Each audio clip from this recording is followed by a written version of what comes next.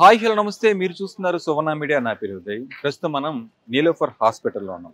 So Niloufer hospital సంబంధించినంత వరకు హైదరాబాద్ ప్రజలకి నీలోఫర్ హాస్పిటల్కి ఒక భావోద్వేగ బంధం ఉంది. భావోద్వేగ బంధం ఎందుకు అంటున్నానంటే దాదాపు 73 సంవత్సరాల క్రితం అంటే 1950లో నీలోఫర్ రాణి, అప్పట్లో ఉన్న నీలోఫర్ రాణి అంటే మొజాం షా వారి భార్య, ఏడో నిజాం అంటే మన హైదరాబాద్ని పరిపాలించిన నిజాంస్లో చివరి నిజాం అంటే ఏడో నిజాం వారి కోడలు అనమాట. సో ఆ నీలోఫర్ గారికి ఒక పని మనిషి ఉండేది. ఆ పని మనిషి పేరే రఫ్తునిసా. ఆ రఫ్తునిసా ప్రసవ సమయంలో పురిటి నొప్పులతోటి ఒక చిన్న సమస్య వల్ల మరణించడం జరిగింది. అప్పటి వరకు ఎంతో ఆత్మీయంగా చూసుకున్న పని మనిషి చనిపోవడంతో అప్పట్లో ఆ వేదన నుంచి పుట్టిన ఒక అద్భుతమైన ఆలోచనే ఈ నీలోఫర్ హాస్పిటల్. అంటే ఇక నుంచి ఏ స్త్రీ కూడా పురిటి నొప్పులతో కానీ ప్రసవ సమయంలో వచ్చే సమస్యలతో చనిపోకూడదు అనే ఒక సదుద్దేశంతో ఈ హాస్పిటల్ని నీలోఫర్ గారు 1950లో నిర్మించడం జరిగింది.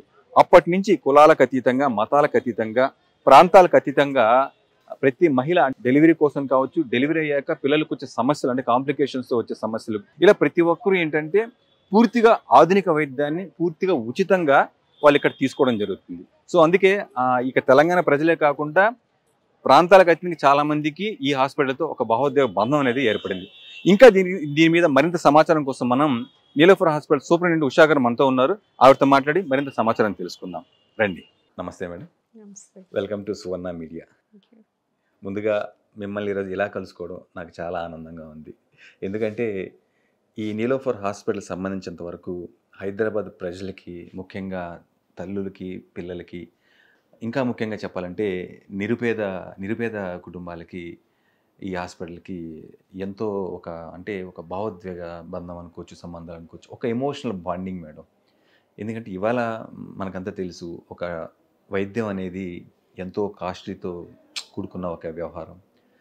అట్లాంటిది ఈ నీలోఫర్ హాస్పిటల్లో కొన్ని సంవత్సరాలుగా, ఇంకా చెప్పాలంటే 73 సంవత్సరాలుగా ఉచితంగా మీరు సేవలు అందిస్తున్నారు. అది కూడా అత్యంత ఆధునికమైన వైద్య సదుపాయాలతోటి. నిజంగా ఇది చాలా గొప్ప విషయం. అసలు ఒక్కసారి దీని హిస్టరీ మనం తెలుసుకుందాం. ఆ తర్వాత ఇక్కడ ఎలాంటి ట్రీట్మెంట్ జరుగుతుంది, మీరు ఎలా దీన్ని మెయింటైన్ చేస్తున్నారని తెలుసుకుందాం మేడం. ముందుగా మీకు స్వాగతం సువర్ణ మీడియాకి. Thank you. At the outset మీకు నీలోఫర్ సిబ్బంది తరపున మీ ఛానల్ వారికి మా హాస్పిటల్ గురించి ప్రజలకు తెలియజేయాలనే సదుద్దేశంతో ఈ ప్రోగ్రామ్ చేస్తున్నందుకు చాలా థ్యాంక్స్ అండ్ ధన్యవాదాలు, హార్దిక ధన్యవాదాలు. ఇక నీలోఫర్ విషయానికి వస్తే, నీలోఫర్ హాస్పిటల్ అనేది సౌత్ ఏషియాలోనే, ఇండియాలోనే కాదు సౌత్ ఏషియాలోనే తల్లి పిల్లల వైద్య రంగంలో అతిపెద్ద హాస్పిటల్. అలాగే మీరు అన్నట్టు ఇది హైదరాబాదే కాదు, తెలంగాణ ప్రజలకే కాదు, చుట్టుపక్కల రాష్ట్రాలకు కూడా ఇది ఒక లైఫ్ లైన్ అనే చెప్పాలి. స్పెషలీ పిల్లలకి కానీ తల్లులకు కానీ వాళ్ళ వ్యాధులకి ఏ వ్యాధికి సంబంధించి అయినా ఫస్ట్ పిల్లలు అనగానే గుర్తొచ్చేది నీలోఫర్ హాస్పిటలే. ఇంకా దీని హిస్టరీ సంగతికి వస్తే, ఇది యాక్చువల్గా ప్రిన్సెస్ నీలోఫర్, నిజాం కింగ్డమ్లో ప్రిన్సెస్ నీలోఫర్, ఆమె ఒక 1949లో ఆమె దగ్గర పనిచేసే ఒక సర్వెంట్ డెలివరీ టైంలో చనిపోవడం జరిగింది కాంప్లికేషన్తో. ఆమె సర్వెంట్ పేరు రఫతున్నీసా. సో అప్పుడే ఆమె she decided no more Rafat should die in city of Hyderabad అని ఆమె ఇమీడియట్గా ఈ హాస్పిటల్కి ఫౌండేషన్ స్టోన్ లే చేయడం జరిగింది 1949లో. అప్పట్లో ఇది ఒక 100 బెడెడ్ మెటర్నిటీ హాస్పిటల్గా దీన్ని రూపొందించారు. ఇది 1953లో అప్పటి first health minister, union health minister Amrit Kaur గారు ఇనాగరేట్ చేయడం జరిగింది 1953లో. అప్పటి నుంచి సక్సెసివ్ గవర్నమెంట్స్ ప్రోయాక్టివ్నెస్తో, అలాగే సక్సెసివ్ సూపరింటెండెంట్స్ వాళ్ళ ప్రోయాక్టివ్నెస్తో ఇది ఇప్పుడు ప్రస్తుతం 1000 sanction bedded maternity and child health హాస్పిటల్గా ఇండియాలోనే కాదు సౌత్ ఏషియాలోనే అతిపెద్ద తల్లి పిల్లల హాస్పిటల్గా ఇది సేవలు అందిస్తోంది. దో శాంక్షన్ బెడ్స్ 1000 అయినా కానీ మాకు ఇప్పుడు ఆక్యుపెన్సీ చూస్తే సీజన్లో 1700 ఉంటుంది. వింటర్ సీజన్లో చూస్తే 1700, 1800 కూడా రీచ్ అవుతుంది. సో ఈ ఉద్దేశంతోనే మన గవర్నమెంట్స్ ఒక ఎక్స్ట్రా ఫ్లోర్ని కూడా నిర్మించడం జరిగింది. దానిలో ఇంకా అడిషనల్ 600 బెడ్స్ యాడ్ అవుతున్నాయి. సో మొత్తం కలిపి 1800 బెడెడ్ హాస్పిటల్గా తొందరలోనే ఆ న్యూ ఫ్లోర్ కూడా ఇనాగరేషన్ చేయడం జరుగుతుంది. సో ఇది అప్పటి నుంచి నీలోఫర్ గారి ఆధ్వర్యంలో, వాళ్ళ కుటుంబం యొక్క ఆధ్వర్యంలో ఇది కొనసాగుతూ వచ్చింది మేడం. ఇది స్టిల్ ఇప్పటికి గూడా వాళ్ళ ఫ్యామిలీ మెంబర్స్ చూసుకుంటారా? లేకపోతే కంప్లీట్‌గా మన గవర్నమెంట్ దీన్ని లేదా స్వాధీనం చేసుకుందా? లేదండి, ఇనీషియల్గా స్టార్ట్ చేయడం నిలోఫర్ స్టార్ట్ చేస్తారు కానీ ప్రిన్సెస్ నిలోఫర్ ఫంక్షనింగ్ ఎప్పుడు స్టేట్ గవర్నమెంట్ పరిధిలోనే ఉంది. సో ఎప్పుడు మన ముందు నుంచి కూడా successive state governments special focus పెడుతున్నాయి. ఎందుకంటే ఇది చైల్డ్ అండ్ మెటర్నిటీ అనేది చాలా సెన్సిటివ్ ఏరియా కాబట్టి డెఫినెట్గా దీని మీద ఫోకస్ ఉంది. స్టేట్ గవర్నమెంట్సే రన్ చేస్తుంది. ఇది కంప్లీట్లీ స్టేట్ గవర్నమెంట్ రన్ హాస్పిటలే. ఓకే. అండ్ ఇక్కడ ట్రీట్మెంట్స్ కూడా కంప్లీట్గా ఫ్రీ. ఇక్కడ మొత్తం స్టేట్ గవర్నమెంట్ మెడిసిన్స్ కానీ, ఇన్ఫ్రాస్ట్రక్చర్ కానీ, ఎక్విప్మెంట్ కానీ మొత్తం స్టేట్ గవర్నమెంటే. ఇప్పుడు కనుక చూస్తే ఇప్పుడు మనం కూర్చున్న బిల్డింగ్ యాక్చువల్గా 1953లో ఇనాగరేట్ అయింది ఇది. కాకపోతే ఇప్పుడు ప్రస్తుతం ఇది అంచెలంచెలుగా ఎదిగి ఇప్పుడైతే it is functioning with 5 buildings. మొత్తం ఒక 8 acres ఏరియా ఉంది. 8 acres టోటల్. 8 acres టోటల్గా. దానిలో 5 బిల్డింగ్లు ఉన్నాయి. ఇది ఓల్డెస్ట్ బిల్డింగ్. దీనిలో ఇక్కడ administrative officers plus elective wards ఉన్నాయి. వెరాజ్ మనకి సెపరేట్గా ఒక నాట్కో ఫార్మా కంపెనీ వాళ్ళు స్పాన్సర్ చేసి ఒక out patient state of the art out patient building కట్టారు. అదొక 5 storied బిల్డింగ్. అది కార్పొరేట్ హాస్పిటల్కి ధీటుగా ఉంటుంది అవుట్ పేషెంట్ బిల్డింగ్. మా అవుట్ పేషెంట్ లోడ్ నియర్గా మనం చూస్తే సెప్టెంబర్ అక్టోబర్ మంత్స్లో ఇప్పటికి కూడా 1800 to 2000 per day okay. Out patient ఉంటారు. అలాగే వచ్చిన వాళ్ళతో కూడా 2-3 అటెండెంట్స్ కూడా వస్తారు. మనం కనుక చూస్తే ఒక రోజులో 5000 నుంచి 6000 ఫుట్ఫాల్ ఉంటుంది అవుట్ పేషెంట్ బిల్డింగ్లో. అలాగే ఇది ఈ 2 బిల్డింగ్స్ కాకుండా ఇంటెన్సివ్ కేర్ బిల్డింగ్ ఒకటి ఉంది. అది 2016లో ఇనాగరేట్ అయింది ఈ ఓల్డ్ బిల్డింగ్ ఆపోజిట్లోని. అది ఎక్స్క్లూజివ్గా ఇంటెన్సివ్ కేర్ సర్వీసెస్ ఇవ్వడం జరుగుతుంది. ఇది పిల్లలకి సంబంధించి, అలాగే పిల్లల సర్జరీస్, పీడియాట్రిక్ సర్జరీ అంటాం అది, ప్లస్ మెటర్నిటీ, ఆ 3 కలిపి ఇంటెన్సివ్ కేర్ సర్వీసెస్ అంతా ఒక బిల్డింగ్లో ఉన్నాయి. అది కాకుండా ఇంకొకటి ఇన్ఫోసిస్ కంపెనీ వాళ్ళు స్పాన్సర్ చేసి కట్టిన బిల్డింగ్ ఒకటి ఉంది. దానిలో కంప్లీట్గా రెస్పిరేటరీ కేసెస్ పెడతాం. అంటే న్యూమోనియా కేసెస్, కోవిడ్ కేసెస్ పెట్టే బిల్డింగ్ ఒకటి ఉంది. ఇది కాకుండా ఒకటి HIV పిల్లల కోసం ART బిల్డింగ్. ఇలా 5 బిల్డింగ్లో మనం ఈ సేవలు అందిస్తూ ఉన్నాం. టోటల్‌గా మన నీలోఫర్ హాస్పిటల్‌లో ఎన్ని రకాల అంటే వైద్య సదుపాయాలు మనకు అందుబాటులో ఉంటాయి మేడం? ఇది exclusive mother and child hospital ఇది. సో ఇది పిల్లలకి సంబంధించి అన్ని రకాల వైద్యాలు ఇక్కడ అందుబాటులో ఉంది. పిల్లలంటే పుట్టిన పిల్లల దగ్గర నుంచి 1 month బేబీస్ని మనం న్యూ బార్న్స్ అంటాం. అంటే న్యూనేట్స్, న్యూ బార్న్స్. యాక్చువల్గా most delicate part of childhood అది. న్యూ బార్న్ మనం ప్రపంచవ్యాప్తంగా కూడా చూస్తే ఎక్కువ డెత్స్ అయ్యేది న్యూ బార్న్ పీరియడ్లో. అలాగే మన ఇండియా కానీ డెవలపింగ్ కంట్రీస్లో చూస్తే ఒక 1000 మంది పిల్లలు పుడితే వాళ్ళలో దగ్గర ఒక 20 మంది యావరేజ్ని చూస్తే 1 month లోపలే చనిపోతున్నారు. సో చిల్డ్రన్లో డెత్ ఎక్కువగా అయ్యేది ఫస్ట్ 1 month. సో వీళ్ళకే ఎక్కువ కేర్ అవసరం ఉంటుంది అనమాట. సో మన నీలోఫర్ హాస్పిటల్లో వరల్డ్లోని బిగ్గెస్ట్ న్యూబార్న్ యూనిట్ ఉంది. న్యూబార్న్ అని ఈ బిలో 1 month బేబీస్ని కేర్ చేయడానికి మన దగ్గర ఏ రోజు చూసినా కూడా 300 to 350 బేబీస్ అడ్మిట్ అయి ఉంటారు. సో ఇంతమంది న్యూబార్న్స్ ఒకటే సెంటర్లో ట్రీట్ చేయడం అనేది ఇంకెక్కడా జరగదు. నీలోఫర్లోనే హైయెస్ట్. మనకి రిఫరల్స్ దూర ప్రాంతాల నుంచి కూడా వస్తాయి. హైదరాబాదే కాకుండా ఆదిలాబాద్, అలా దూర డిస్ట్రిక్ట్స్ నుంచి, అలాగే చుట్టుపక్కల రాష్ట్రాలు మహారాష్ట్ర, కర్ణాటక, ఆంధ్రప్రదేశ్, ఒక్కొక్కసారి మాకు వెస్ట్ బెంగాల్ నుంచి కూడా రిఫరల్స్ వస్తుంటాయి. సో ఇవి ఎందుకంటే ఇక్కడ హైయెస్ట్ లెవెల్ ఆఫ్ కేర్ ఇస్తాం కాబట్టి. సో న్యూబార్న్ పుట్టినప్పటి నుంచి యూజువల్గా కామన్ ప్రాబ్లమ్స్ ఏంటంటే ప్రీమెచ్యూరిటీ, అంటే నెలలు నిండకుండా పుట్టడం, అలాగే పుట్టిన వెంటనే ఏడవకపోవడం, యాస్ఫిక్సియా అంటాం. వీళ్ళకి ఏమవుతుందంటే ఈ పుట్టిన పిల్లలు డెలికేట్గా ఉంటారు కాబట్టి వాళ్ళకి టెంపరేచర్ మెయింటైన్ చేయడానికి వార్మర్స్ అంటాం, రేడియంట్ వార్మర్స్ అని, open care system, special equipment అవసరం. అలాగే ప్రీమెచ్యూర్ బేబీస్కి లంగ్స్ డెవలప్ అవ్వవు, వాళ్ళకి రెస్పిరేటరీ సపోర్ట్ కావాలి, CPAP అని. అలాగే వెంటిలేషన్లోనే highest level of care high frequency ventilation అని ఉంది. అది కూడా ఫ్రీగా ఇక్కడ ఇస్తాం. యాక్చువల్గా మనం కనుక హై ఫ్రీక్వెన్సీ వెంటిలేషన్ ఖర్చు చూస్తే బయట రోజుకి 50,000 రూపీస్ మినిమం అవుతుందన్నమాట. అలాగే లంగ్ డెవలప్ అవ్వడానికి మెడికేషన్స్ ఉంటాయి, సర్ఫాక్టెంట్ అని ఇంజెక్షన్, అది కూడా చాలా ఎక్స్పెన్సివ్ ఇంజెక్షన్, అది కూడా మనం ఫ్రీ ఆఫ్ కాస్ట్ ఇక్కడ దీంతోపాటు జాండీస్ ట్రీట్మెంట్స్, ఎక్స్చేంజ్ ట్రాన్స్ఫ్యూషన్ అని, ఫోటోథెరపీ, అలాగే న్యూబార్న్కి ఏమేమి రకాల ట్రీట్మెంట్ అవసరమో అన్ని రకాల ట్రీట్మెంట్ ఇక్కడ అందుబాటులో ఉంది. అలాగే కొంతమంది పిల్లలు సర్జికల్ నీడ్స్తో పుడతారు, అంటే కొంచెం కంజెనిటల్ మ్యాల్ఫర్మేషన్స్ ఉంటాయి, డయాఫ్రామాటిక్ హెర్నియా అని, ఒక్కొక్కసారి పేగులు అడ్డుపడి ఇంటెస్టైనల్ అబ్స్ట్రక్షన్స్ అని, అలాంటి పిల్లలకి న్యూబార్న్ సర్జరీ ఫెసిలిటీ కూడా ఉంది మన దగ్గర. ఓకే. అలాగే ఈ న్యూబార్న్స్కి ఈ ఈ ఫెసిలిటీ మెయిన్ ట్రీట్మెంటే కాకుండా యాన్సిల్లరీ, అంటే మిల్క్ అవసరం పడుతుంది. సపోజ్ ఎక్కడో డెలివరీ, ఆదిలాబాద్లో డెలివరీ అయిందనుకోండి, మదర్ అక్కడే ఉంటుంది, బేబీని తీసుకొస్తుంటారు ఇక్కడికి. ఆ బేబీకి మదర్ మిల్క్ అనేది చాలా అవసరం.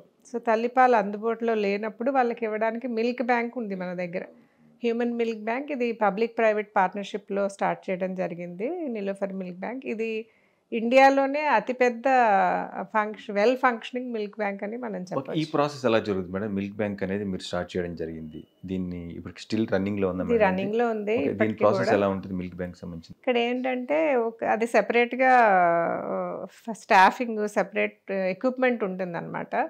అక్కడ ఏమవుతుందంటే ఈ మదర్స్ ఎవరైతే ఇక్కడ డెలివరీ అయినారో వాళ్ళ బేబీస్కి ఇవ్వగా ఇంకా ఎక్సెస్ మిల్క్ వస్తూనే ఉంటుంది. ఓకే. అలాగే మనకి పీడియాట్రిక్ సర్జరీ చాలా పెద్ద డిపార్ట్మెంట్ ఉంది. అక్కడ అడ్మిట్ చేసిన బేబీస్ని అడ్మిట్ చేస్తే యూజువల్గా సర్జరీ అప్పుడు మనం ఫీడింగ్ ఆపుతాం 1 వీక్ 10 డేస్.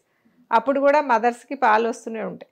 సో అవి వేస్ట్ అవ్వకుండా ఈ మిల్క్ బ్యాంక్కి, మన మిల్క్ బ్యాంక్ కౌన్సిలర్స్ ఏదైతే ఉన్నారో వాళ్ళు పోస్ట్ నేటల్ వార్డ్స్కి వెళ్ళి ఈ మదర్స్ని కౌన్సిలింగ్ చేస్తారు. ఓకే. సో మిల్క్ బ్యాంక్ వచ్చి ఎక్స్ప్రెస్ చేయమని. సో మిల్క్ ఎక్స్ప్రెషన్కి బ్రెస్ట్ పంప్స్ ఉంటాయి అన్నమాట, ఎలక్ట్రికల్ బ్రెస్ట్ పంప్స్. సో ఈ మదర్స్ వచ్చి ఇక్కడ మిల్క్ ఎక్స్ప్రెస్ చేసి ఇస్తారు. దాన్ని మనం స్టోరేజ్ ఉంటుంది, -20 డీప్ ఫ్రీజర్స్ ఉంటాయి అన్నమాట, దానిలో ఫ్రీజ్ చేస్తాం.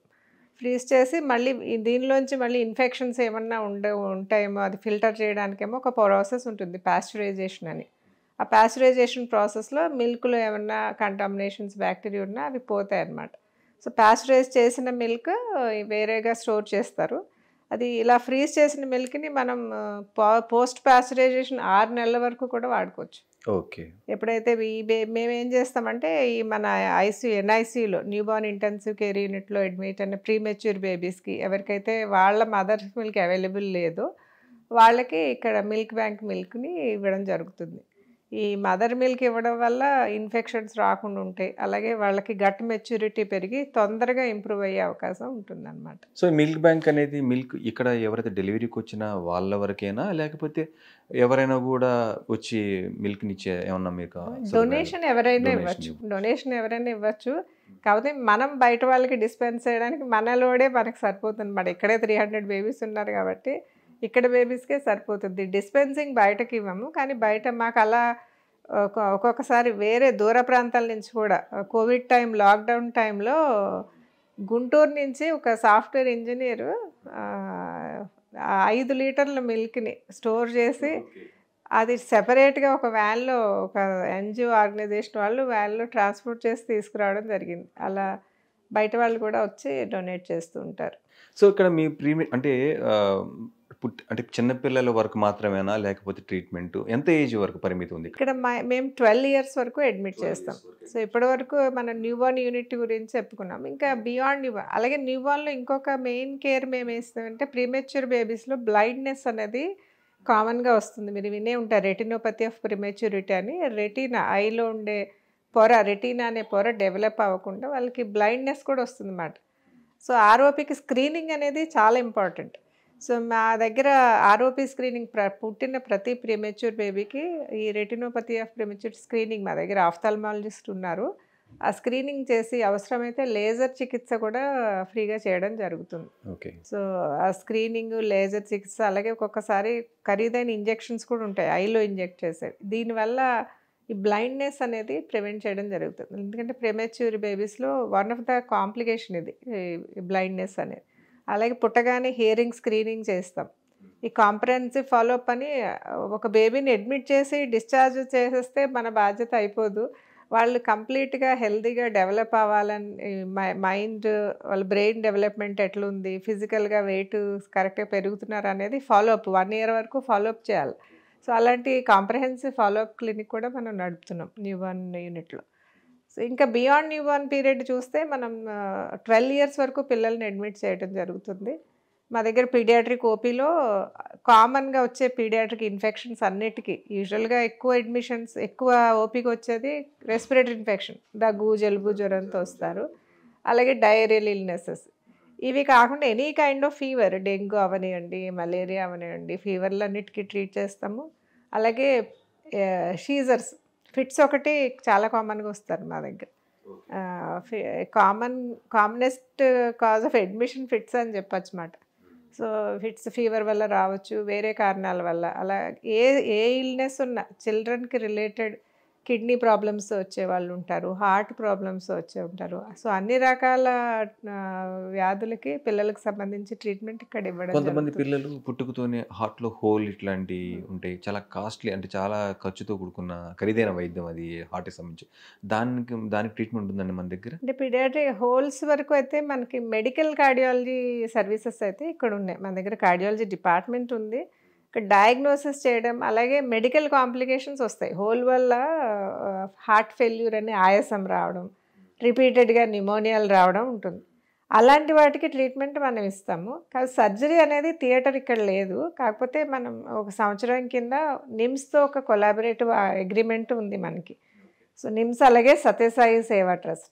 సో సత్యసాయి సేవా ట్రస్ట్ వాళ్ళు ఒక పీడియాట్రిక్ కార్డియాలజిస్ట్ని ఇక్కడ అపాయింట్మెంట్ చేయడం జరిగింది. సో ఇక్కడ స్క్రీన్ చేసిన పిల్లల్ని మనం నిమ్స్ హాస్పిటల్లో పీడియాట్రిక్ కార్డియోథొరాక్స్ సర్జరీ వింగ్కి పంపిస్తామన్నమాట. సర్జరీలు అయితే అక్కడ చేస్తున్నారు. మేడం, మీరు ఇందాకే చెప్పారు ఈ ఒక్క తెలంగాణే కాకుండా ఇతర రాష్ట్రాల నుంచి కూడా డెలివరీ కోసం వస్తారు, ఇక్కడ వైద్యాన్ని ఉపయోగించుకుంటారని చెప్తున్నారు కదా. అసలు హోల్ ప్రాసెస్ ఎలా ఉంటుంది? ఒక కుటుంబం ఇక్కడ సంప్రదించాలి నిలోఫర్ని, ఇక్కడ అంటే పేదల నిరుపేదలు మ్యాక్సిమం మీరంతా ఏంటంటే పేదలకి నిరుపేదలకి ఎక్కువ యూటిలైజ్ చేసుకుంటూ ఉంటారు ఈ సదుపాయాలన్నింటినీ కూడా. సో ఒక కుటుంబం ఇక్కడ రావాలన్నా, ఒక తల్లి ఇక్కడికి వచ్చేసి తన డెలివరీ ఇక్కడ చేసుకోవాలంటే ఒక ప్రాసెస్ ఎలా ఉంటుంది? మినిమం ఫీజు ఏమన్నా ఉందా? ఆ ప్రాసెస్ ఒకసారి చెప్పగలరా? డెఫినెట్గా ఎవరు ఎప్పుడు వచ్చినా 24 గంటలు ఏ టైంలో పిల్లలైనా కానీ, ప్రెగ్నెంట్ లేడీస్ అయినా ఆర్ గైనిక్ ప్రాబ్లమ్స్ వచ్చినా కూడా ఏ టైంలో అయినా అడ్మిట్ చేసుకుంటాం. యూజువల్గా మా ఓపీ టైమ్స్ 9 to 2 ఓపీ బిల్డింగ్లో రన్ అవుతుంది. కానీ 2 తర్వాత కూడా 24 hour ఓపీ రన్ అవుతుంది. అలా ఇలా మేబీ 24 hours ఓపీ ప్రైవేట్లో కూడా ఉండదేమో. ఈ 24 hours ఓపీలో కూడా మేము వాళ్ళు వచ్చిన వాళ్ళందరికీ మెడిసిన్స్, మాకు 24 hours ఫార్మసీ కూడా ఓపెన్ ఉంటుంది. ఎవరైనా ఏ టైంలో కూడా వచ్చి 24 గంటలు ఏ టైంలో వచ్చినా వాళ్ళ అవసరాన్ని బట్టి, సపోజ్ అడ్మిషన్ అవసరం లేదు, ఎమర్జెన్సీ లేదనుకోండి, అవుట్ పేషెంట్ బేసిస్లోనే మెడిసిన్స్ రాసి పంపిస్తాము. అడ్మిషన్ అవసరం ఉన్న వాళ్ళకి డైరెక్ట్గా అడ్మిట్ చేసుకుంటాం. ఏ రకమైన ఫీజు తీసుకోం. మెడిసిన్స్ కానీ, అంటే ఇదంతా పూర్తిగా ఉచితం కాబట్టి మీరేమన్నా కొన్ని రూల్స్, అంటే వాళ్ళ ఆర్థిక పరిస్థితిని బట్టి ఏమన్నా చూసి ఏమైనా ఉంటుందా, లేకపోతే మీరు అదంతా ఏముండదా? ఎవరికైనా ఉచితమే. ఓకే, ఎవరైనా రావచ్చు ఇక్కడ. ఎందుకంటే మా న్యూబార్న్ యూనిట్లో పేదవాళ్ళనే కాదు, మా దగ్గర జాబ్ హోల్డర్స్, సాఫ్ట్వేర్ ఇంజనీర్స్ కూడా ఈ న్యూబార్న్ కేర్ అనేది బయట చాలా ఎక్స్పెన్సివ్ ఉంది. అది ఒక 1 weekకే 10 లక్షలు 20 లక్షలు కూడా దాటిపోయే పరిస్థితి. సో అందుకని మాకు హయ్యర్ మిడిల్ క్లాస్ వాళ్ళు కూడా ఇక్కడ వచ్చి ట్రీట్మెంట్ తీసుకుంటారు. ఎవరికి కూడా ఛార్జ్ చేసే పరిస్థితి లేదు దేనికి కూడా. అది అవుట్ పేషెంట్ రిజిస్ట్రేషన్ అవనివ్వండి, ట్రీట్మెంట్ అవనివ్వండి, ఇన్వెస్టిగేషన్స్, ఆల్ ల్యాబ్ ఇన్వెస్టిగేషన్స్ అన్నీ ఉచితంగానే చేస్తాం. అన్నీ ఉచితమే. సో ఓపీ కూడా ఉచితమే. ఓపీ కూడా ఫ్రీ. ఓపీ ల్యాబ్ సర్వీసెస్ కానీ, ఇన్పేషెంట్ ట్రీట్మెంట్, సర్జరీలు కూడా మా దగ్గర పీడియాట్రిక్ సర్జరీలు అదే సర్జరీ బయట చేయించుకుంటే 4-5 లక్షలు ఈజీ ఖర్చు అవుతుంది. అది కూడా కంప్లీట్గా ఫ్రీగా ఇస్తాము. అలాగే ఈ సర్జరీకి అవసరమైన డిస్పోజబుల్స్ కానీ, ఇంజెక్షన్స్ కానీ, మెడిసిన్స్ కానీ, కొన్ని ట్రీట్మెంట్స్కి మాకు ఒక్కొక్క ఇంజెక్షనే ₹1,00,000 ఉండే ట్రీట్మెంట్స్ కూడా ఉన్నాయి. ఇమ్యునోగ్లోబులిన్ అని, అలాగే యాంటీబాడీస్, మోనోక్లోనల్ యాంటీబాడీస్ అని ఉంటాయి. వాటి ఖరీదే లక్షల్లో ఉంటుంది. అది కూడా మేము ఫ్రీగానే ఇస్తున్నాం ఇక్కడ. ఓకే. సో ఇవాళ హాస్పిటల్కి సంబంధించిన వరకు కూడా పెద్ద వ్యాపారం బయట, ఏదైనా కార్పొరేట్ హాస్పిటల్లో మనం చూస్తున్నాం. అంటే అక్కడ అవసరం ఉన్నా లేకపోయినా అనవసరంగా వాళ్ళు టెస్టులకు రాసేయడం కావచ్చు, స్కానింగ్స్ కావచ్చు, ఇవన్నీ కూడా ఏంటంటే ఒక మధ్యతరగతి వాడికి, అంటే ఎవరికైనా కూడా చాలా ఖర్చుతో కూడుకున్న వ్యవహారం హాస్పిటల్ అనేది. సో ఇటువంటి పరిస్థితుల్లో ఈ నిలోఫర్ హాస్పిటల్ మాత్రం ఇన్ని సంవత్సరాలుగా ఉచిత అదంటే అద్భుతమైన సేవలు అందిస్తూ వస్తుంది. సో ఇంత ఒక ఉన్నతమైన ఆలోచనతో మొదలెట్టిన హాస్పిటల్కి గవర్నమెంట్ తరపు నుంచి, అంటే మనకి 70 సంవత్సరాల్లో అనేక గవర్నమెంట్స్ మారుంటాయి మేడం. సో మీకు గవర్నమెంట్ నుంచి ఎటువంటి సహకారం ఉంది? ప్రస్తుతం మొన్నటిదాకా మనకి తెలంగాణ వచ్చాక టీఆర్ఎస్ వాళ్ళు గాని, సో ఇదంతా ఎట్లా ఏ విధంగా? చెప్పాలంటే అదృష్టం కొద్దీ నిలోఫర్ హాస్పిటల్‌కి ప్రతి గవర్నమెంట్ కూడా కొంచెం స్పెషల్ ఫోకసే పెడుతుంది. ఎందుకంటే సెన్సిటివ్ కాబట్టి పిల్లలైనా, తల్లులే. అంతేకాకుండా హెల్త్ కేర్ మీద కూడా చాలా ఫోకస్ పెరిగింది ప్రతి గవర్నమెంట్ కూడా. Because governments have realized that is very much needed. Free health care is very much needed. So ఇది కంప్లీట్‌గా స్టేట్ గవర్నమెంట్ ఫండింగ్‌తోనే నడుస్తుంది 100%. ఈ ప్రతి ఎక్విప్మెంట్ కానివ్వండి, స్పెషల్‌గా మా నిలోఫర్ హాస్పిటల్ వరకు చెప్పాలంటే కోవిడ్ టైంలో చాలా మంచి జరిగిందనే చెప్పాలి. ఒక విధంగా కోవిడ్ వల్ల అడల్ట్స్ సివియర్‌గా ఎఫెక్ట్ అయ్యి అడల్ట్స్‌లో డెత్స్ అయినాయి కానీ, ఫార్చునేట్‌గా కోవిడ్ పిల్లల్ని స్పేర్ చేసింది. కాకపోతే థర్డ్ వేవ్ కోవిడ్ సివియర్‌గా వస్తదనే ఒక యాంటిసిపేషన్ ఏదైతే వచ్చిందో దానివల్ల గవర్నమెంట్స్ అన్నీ ఈ సెకండ్ వేవ్, డెల్టా వేవ్‌లో అందరూ దెబ్బతిని ఉన్నారు కాబట్టి, అట్లాంటి సిట్యుయేషన్ పిల్లలకు రాకూడదు అనే ఉద్దేశంతో థర్డ్ వేవ్ కోవిడ్ ప్రిపరేషన్ కింద మొత్తం ఇక్కడే కాదు ఆల్ ఓవర్ కంట్రీ ఇండియా మొత్తంలోనే ప్రతి పిల్లల హాస్పిటల్లో pediatric intensive care both private and గవర్నమెంట్లో. సో ఒక విధంగా కోవిడ్ అనేది చైల్డ్ కేర్కి హెల్త్ సెక్టర్లో బూన్ అనే చెప్పాలి. ఓకే. నిలోఫర్ హాస్పిటల్కి కోవిడ్ ముందు 2 డిజిట్స్లో ఉండేవి వెంటిలేటర్స్, ఒక 10 వెంటిలేటర్స్ ఉన్నాయి. ఇప్పుడు మాకు 100+ వెంటిలేటర్స్ ఉన్నాయి. అలాగే హెచ్ఎఫ్ఎన్సీ అన్ని మీరు వినే ఉంటారు, హై ఫ్లో ఆక్సిజన్ థెరపీ అని కోవిడ్ టైంలో చాలా విస్తృతంగా వాడారు అన్ని చోట్ల. పిల్లలకి న్యూమోనియా కానీ ఆయాసం కానీ వస్తే సపోర్ట్ చేయడానికి రెస్పిరేటరీ మెషిన్ మాట అది. కోవిడ్ ముందు మా దగ్గర ఒక మెషిన్ ఉండేది, ఇప్పుడు 200 హెచ్ఎఫ్ఎన్సీ మెషిన్స్ ఉన్నాయి.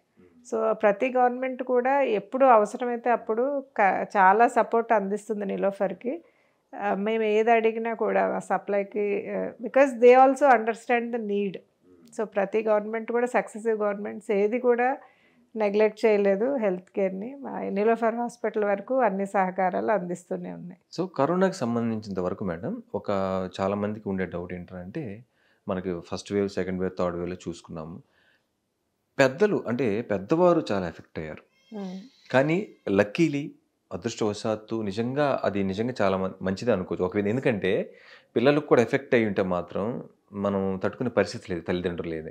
కానీ అది ఒక నాకు మిరాకిల్ అనాలా లేకపోతే లేదు, ఎందుకు నాకు ఇప్పటికి అర్థం కాని విషయం ఏంటంటే చిన్నపిల్లలు తట్టుకున్నారు. ఏంటి ఎందుకని చిన్నపిల్లలకి మాత్రం కరోనా కోవిడ్ వల్ల అయితే అంత ప్రభావం వాళ్ళ మీద చూపించలేదు, కానీ పెద్దవారికి మాత్రం బాగా చూపించింది. కానీ పిల్లలు తట్టుకోగలిగారు, ఎందుకంటారు పిల్లలు? డెఫినెట్గా ఇది చాలా చాలా అదృష్టం అనే చెప్పాలి. As a pediatrician we also thank God ఈ కోవిడ్ అనేది పిల్లల్లో ఎఫెక్ట్ చేయలేదు. ఎస్పెషలీ స్వైన్ ఫ్లూ కనుక చూస్తే 2009లో స్వైన్ ఫ్లూ పిల్లల్ని ఎక్కువగా ఎఫెక్ట్ చేసి చాలా మరణాలు సంభవించడం జరిగింది. సో అలాంటిది కోవిడ్తో జరగలేదంటే నిజంగా అదృష్టం అనే చెప్పాలి.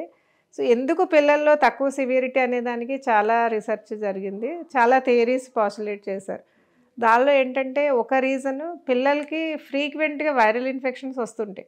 మనం కనుక చూస్తే స్కూల్కి వెళ్ళే పిల్లల్లో ఆల్మోస్ట్ నెలకు ఒకసారి దగ్గు, జలుబు, జ్వరం వస్తూనే ఉంటాయి. సో పెద్దవాళ్ళలో అట్లా రాదు. సో ఇలా ఫ్రీక్వెంట్గా వైరల్ ఇన్ఫెక్షన్స్ వచ్చి వాళ్ళకి ఒక immune system viral infection face చేసే కెపాసిటీ ఇచ్చింది.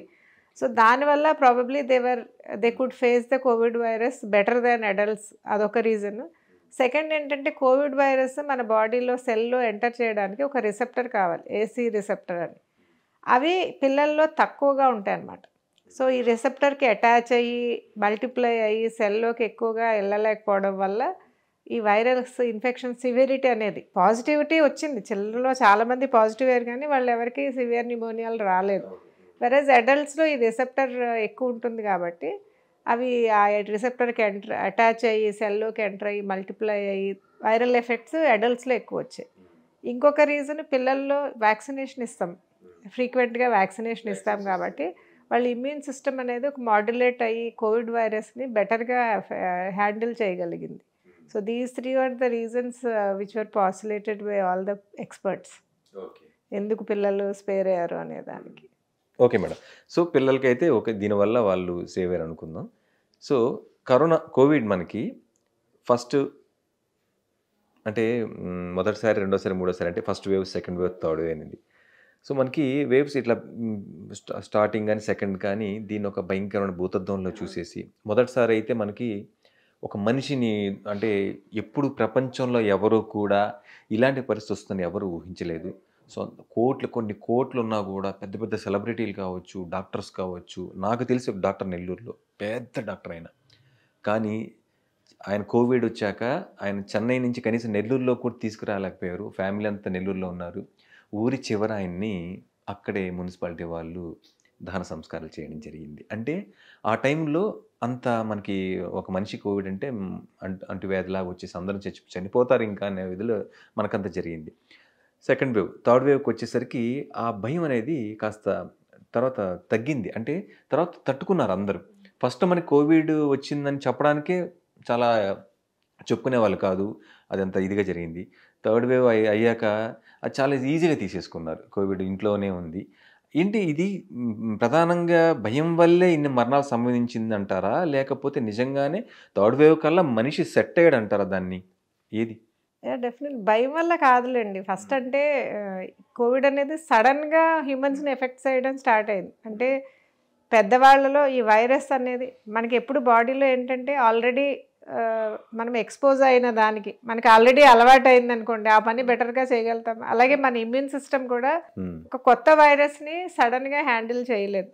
సో ఇది కోవిడ్ అనేది అడల్ట్స్లో చైనాలో ఎప్పుడైతే స్టార్ట్ అయిందో అది ఫస్ట్ టైము అడల్ట్స్లో సివియర్గా ఎఫెక్ట్ చేయడం స్టార్ట్ అయింది. సో అప్పటికి మన ఇమ్యూన్ సిస్టమ్ ప్రిపేర్డ్గా లేదు. సో అందుకని డెఫినెట్గా మన సెకండ్ వేవ్లో అయిన మరణాలు మనం ఎప్పుడు చూడలేదు. ఇంకా మన జనరేషన్ అలాంటి కెలామిటీ ఎప్పుడు చూడలేదు. డెఫినెట్గా ఎంతోమంది మనం చూస్తూనే మాయమైపోయారనే చెప్పాలి. ప్లస్ మనకి భయం కూడా ఎక్కువ ఉండే. దాంతో ఈ లాక్డౌన్ అని భయపడడం అనేది కొంచెం ఎక్కువ ఉంది. కానీ భయం వల్ల మరణాలు సంభవించలేదు కాబట్టి మన లైఫ్ స్టైల్ అయితే డెఫినెట్గా కోవిడ్ అంటే జ్వరం, మనకి జ్వరం వచ్చింది, జ్వరం అనుకుంటున్నారు. ఇది జ్వరం కాదు, టెస్ట్ అయ్యాక ఇది కోవిడ్ అని తెలియంగానే హార్ట్ అటాక్ వచ్చి చనిపోయిన వాళ్ళు చాలా మంది ఉన్నారు. అంటే ఇంకా వాళ్ళు కోవిడ్ వచ్చేసింది ఇంకా అని మన పాజిటివ్ అంటే మనకి పాజిటివ్ అని మనకి బ్లడ్ అది టెస్ట్ జరిగాక పాజిటివ్ అని తెలియగానే చాలా మంది హార్ట్ అటాక్ వచ్చి చనిపోయి ఉన్నారు. అంటే ఎక్కడో ఇది డెఫినెట్గా ఫియర్ ఫ్యాక్టర్. లాక్డౌన్ అన్నప్పుడే లాక్డౌన్ వేరే ఎఫెక్ట్స్ వల్ల కూడా చనిపోయిన వాళ్ళు చాలా మంది ఉన్నారు. డెఫినెట్గా ఆ ఫియర్ అప్పుడు అట్లనే ఉంది. నేను కూడా అసలు మళ్ళీ వరల్డ్ ఇలా రెజ్యూమ్ అవుతుంది నార్మల్సీకి నేనైతే అనుకోలేదు. మూవీలో మనం ఏదన్నా మూవీలో ఉంటుంది అది ఇప్పుడు కూడా రెట్రోస్పెక్టివ్ గా ఆలోచిస్తే నిజంగానే ఇది జరిగిందా, అదొక మాయలాగే అనిపిస్తుంది డెఫినెట్గా. కాకపోతే మనకి థర్డ్ వేవ్కి ఫోర్త్ వేవ్కి ఎందుకు బెటర్గా ఉన్నామంటే ఒకటి హాస్పిటల్ ప్రిపేర్డ్నెస్ బెటర్గా ఉంది. సెకండ్ వేవ్కి సడన్గా అంతమంది ఎఫెక్ట్ అయిపోయేటప్పటికి మన హాస్పిటల్స్ హ్యాండిల్ చేయలేకపోయి. మన ఆక్సిజన్ సప్లై కానీ డ్రగ్ సప్లై కానీ కరెక్ట్గా లేకపోయింది. వెరాజ్ థర్డ్ వేవ్ ఫోర్త్ వేవ్కి వచ్చేటప్పటికి అప్పటికే ఒక 1 year అయిపోతుంది కాబట్టి కోవిడ్ స్టార్ట్ అయ్యి మన న్యాచురల్ ఇమ్యూనిటీ అనేది అప్పటికే చాలామంది ఎఫెక్ట్ అయి ఉన్నారు. ఇప్పుడు ఇన్ఫెక్షన్స్లో ఏంటంటే బయటకి ఫీవరు నిమోనియా వచ్చినా రాకపోయినా సబ్ క్లినికల్ అంటే ఏసిమ్టమాటిక్గా వచ్చినా కూడా ప్రొటెక్షన్ ఉంటుంది మళ్ళీ ఇన్ఫెక్షన్ సివియర్గా రాకుండా. సో అలా సబ్ క్లినికల్గా ఇన్ఫెక్షన్స్ రావడం వల్ల పాపులేషన్కి థర్డ్ వేవ్ ఫోర్త్ వేవ్ వచ్చేటప్పటికి చాలా వరకు ప్రొటెక్షన్ వచ్చి సివియర్ ఇల్నెస్ రాలేదు. ఇంకొకటి vaccination, nearly half of the population వ్యాక్సినేషన్తో కవర్ అయింది. అందుకని మనం థర్డ్ ఫోర్త్ వేవ్లో ఇంకా సివియరిటీ చూడలేదు. అలాగే ఇప్పుడు కూడా మన JN1 వేరియంట్ కూడా పాజిటివిటీ రేటు పెరగవచ్చు డెఫినెట్గా. కాకపోతే క్లినికల్గా న్యూమోనియాలు సివియర్గా రావడం కానీ ఎక్కువ హాస్పిటల్ అడ్మిషన్స్ అవ్వడం మరణాలు సంభవించడం అనేది ఇంకా జరిగే అవకాశం తక్కువ. బికాజ్ ఇప్పటికే కోవిడ్ స్టార్ట్ అయ్యి 3 years అయింది. అందరికీ ఎంతో కొంత ఇమ్యూనిటీ ఉంది. సో ఇప్పుడు మనం కోవిడ్ గురించి అంత భయపడక్కర్లే ముందు. ఇప్పుడు మీకు ఏమైనా గవర్నమెంట్ నుంచి మళ్ళీ స్పెషల్ ఇన్స్ట్రక్షన్స్ ఏమైనా వచ్చిందా JN1 రాగానే? అంటే మనకి ఏదైతే కోవిడ్ వచ్చినప్పుడు ఆ ఫేజ్ని నిజంగా అన్ని హాస్పిటల్స్ డీల్ చేయలేకపోయి ఫస్ట్, బట్ మ్యాక్సిమం మనంతా ఒక ఫైట్ చేసాం మనం. సో దాని నుంచి మళ్ళీ మనం రికవర్ అయినట్టే మన ఇండియా.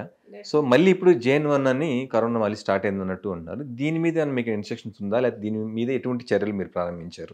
డెఫినెట్గా ఇది ఎప్పుడు వచ్చినా కూడా అలర్ట్ ఇమీడియట్గా మనకి December 1st week నుంచే సెంట్రల్ గవర్నమెంట్ అలర్ట్ వచ్చింది. అలాగే దానికి అనుగుణంగానే స్టేట్ గవర్నమెంట్స్ కూడా రివ్యూ మీటింగ్ పెట్టి ప్రిపేర్డ్నెస్ గురించి మాక్ డ్రిల్ కూడా నిర్వర్తించాం.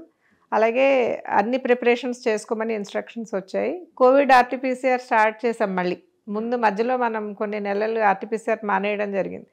బట్ December 1st week నుంచి మళ్ళీ మనం అన్ని ముందు ఏవైతే కోవిడ్ వేవ్స్లో ఏ ప్రికాషన్స్ తీసుకున్నామో, అంటే సపోజ్ అవుట్ పేషెంట్ ఉందనుకోండి రెస్పిరేటరీ ఓపీ సెపరేట్గా రన్ చేసినాం.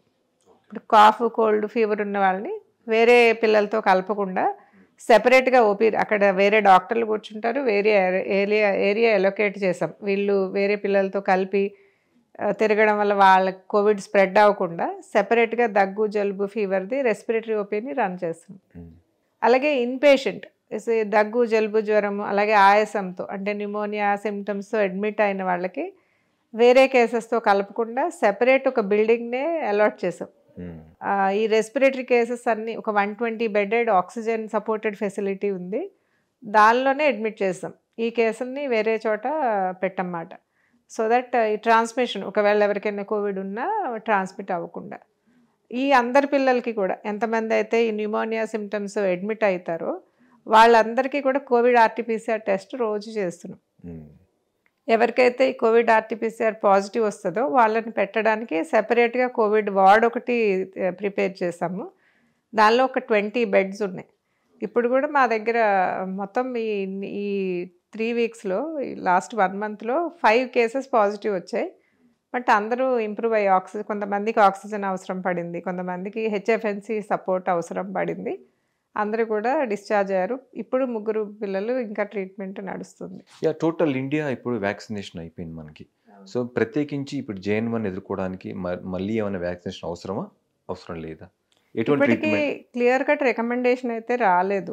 సపోజ్ ఒక బూస్టర్ డోసు దీనికి స్పెసిఫిక్గా పనిచేస్తుంది అనేది ఇప్పుడైతే వ్యాక్సిన్ అవసరం లేదు బూస్టర్ డోస్ అయితే. సో వీళ్ళైతే రికవర్ అవుతున్నారు, ఒకవేళ ఈ JN1 వచ్చినా రికవర్ అవుతున్నారు. Okay madam.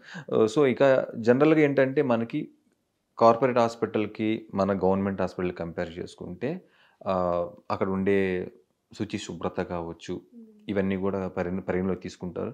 మ్యాక్సిమం ఏంటంటే మన గవర్నమెంట్ హాస్పిటల్ అంటే సదుపాయాలు కానీ లేదా అక్కడ ఉండే వాతావరణం సరిగా ఉండదు అని చాలామంది ఏంటంటే కాస్త డబ్బులు ఖర్చు అయినా కూడా కార్పొరేట్ హాస్పిటల్కి వెళ్ళడం చూస్తూ ఉంటాం. ఆ విధంగా చూసుకుంటే నీలోఫర్ హాస్పిటల్ కూడా మనకి, ఎందుకంటే ఇవాళ చాలామంది తల్లి బిడ్డ ఈరోజు ప్రసూతి దాంతో మన దగ్గర జాయిన్ అవ్వడం జరుగుతుంది. సో క్రౌడ్ ఎక్కువ ఉంటుంది ఇక్కడ. సో యాజ్ ఏ సూపరింటెండెంట్గా మీరు నీలోఫర్ హాస్పిటల్కి ఎటువంటి చర్యలు తీసుకున్నారు, ఎట్లా ఉంటుంది ఇక్కడ మేనేజ్మెంట్ ఎలా ఉంది, ఏ విధంగా చేస్తున్నారు? డెఫినెట్గా మీరు చెప్పినట్టు క్రౌడ్ ఎక్కువ అవడం వల్ల మాకు చాలానే ఇబ్బందులు ఎదురవుతుంటాయి. సపోజ్ ఒక పిల్లవాడు ఎక్కడైనా అడ్మిట్ దూరం నుంచి వస్తే మొత్తం ఫ్యామిలీ 5-6 మెంబర్స్ వచ్చేస్తుంటారు. దానివల్ల కొంచెం కష్టంగానే ఉంది క్రౌడ్ మేనేజ్మెంట్. ఇంకా హైజీన్ విషయానికి వస్తే మాకు అవుట్సోర్సింగ్ ఏజెన్సీలకు ఇచ్చారు కాబట్టి ఎడిక్వేట్ పర్సనల్ ఉన్నారు.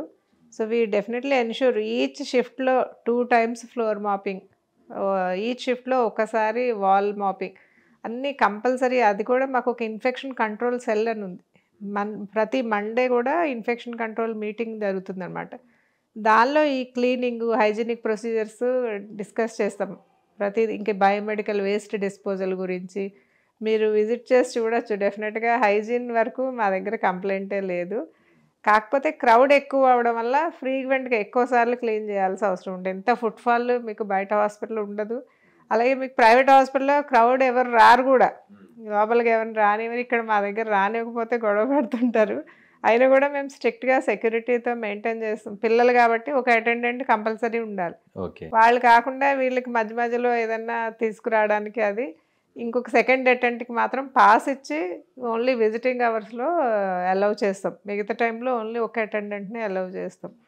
అలాగే ఎక్స్ట్రా అటెండెంట్స్ ఉంటే వాళ్ళకి ఒక షెల్టర్ హోమ్ కూడా ఉంది.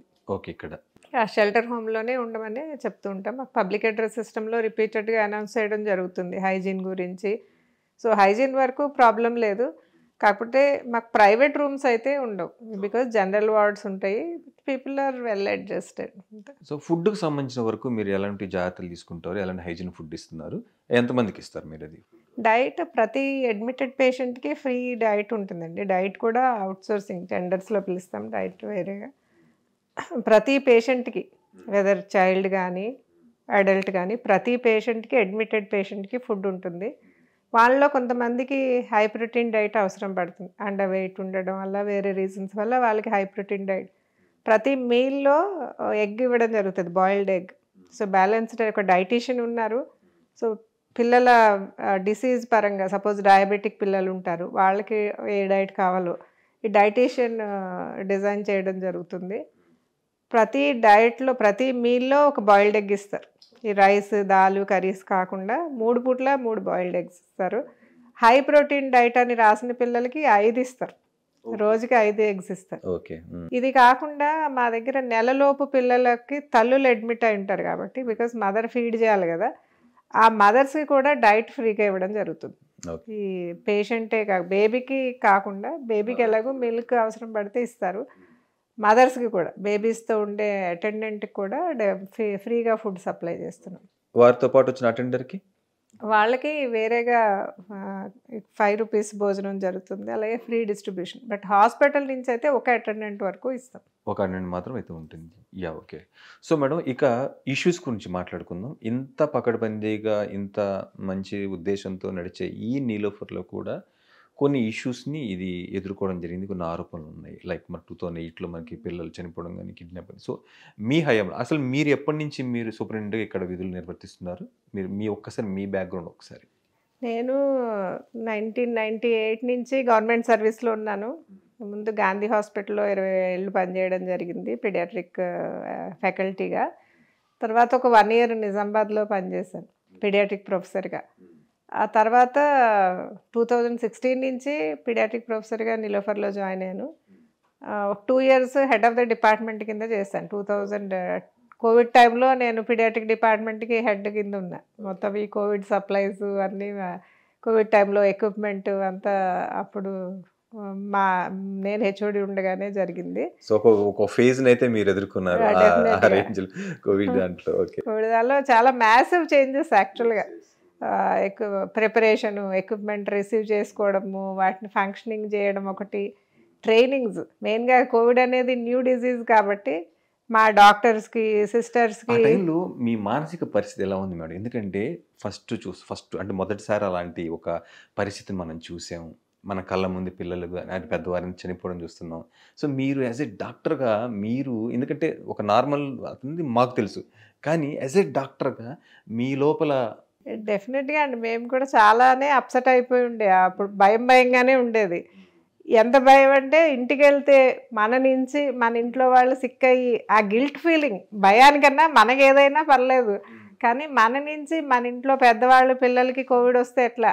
అసలు నేననే కాదు, మా దగ్గర అసిస్టెంట్ ప్రొఫెసర్స్ ఉంటారు, యంగ్ ఏజ్ వాళ్ళు, చిన్న పిల్లలు, వాళ్ళకి 5 సంవత్సరాలు 2 సంవత్సరాల పిల్లలు. అసలు ఆ కోవిడ్ లాక్డౌన్ టైంలో అయితే ఇంచుమించు 6 నెలలు సంవత్సరం పాటు వాళ్ళు ఏం చేశారు, ఆ చిన్నపిల్లల్ని వాళ్ళ అమ్మమ్మల ఇంటికి ఊర్లు పంపేసి, ఇంకా అది అసలు టార్చర్ అనమాట పాపం.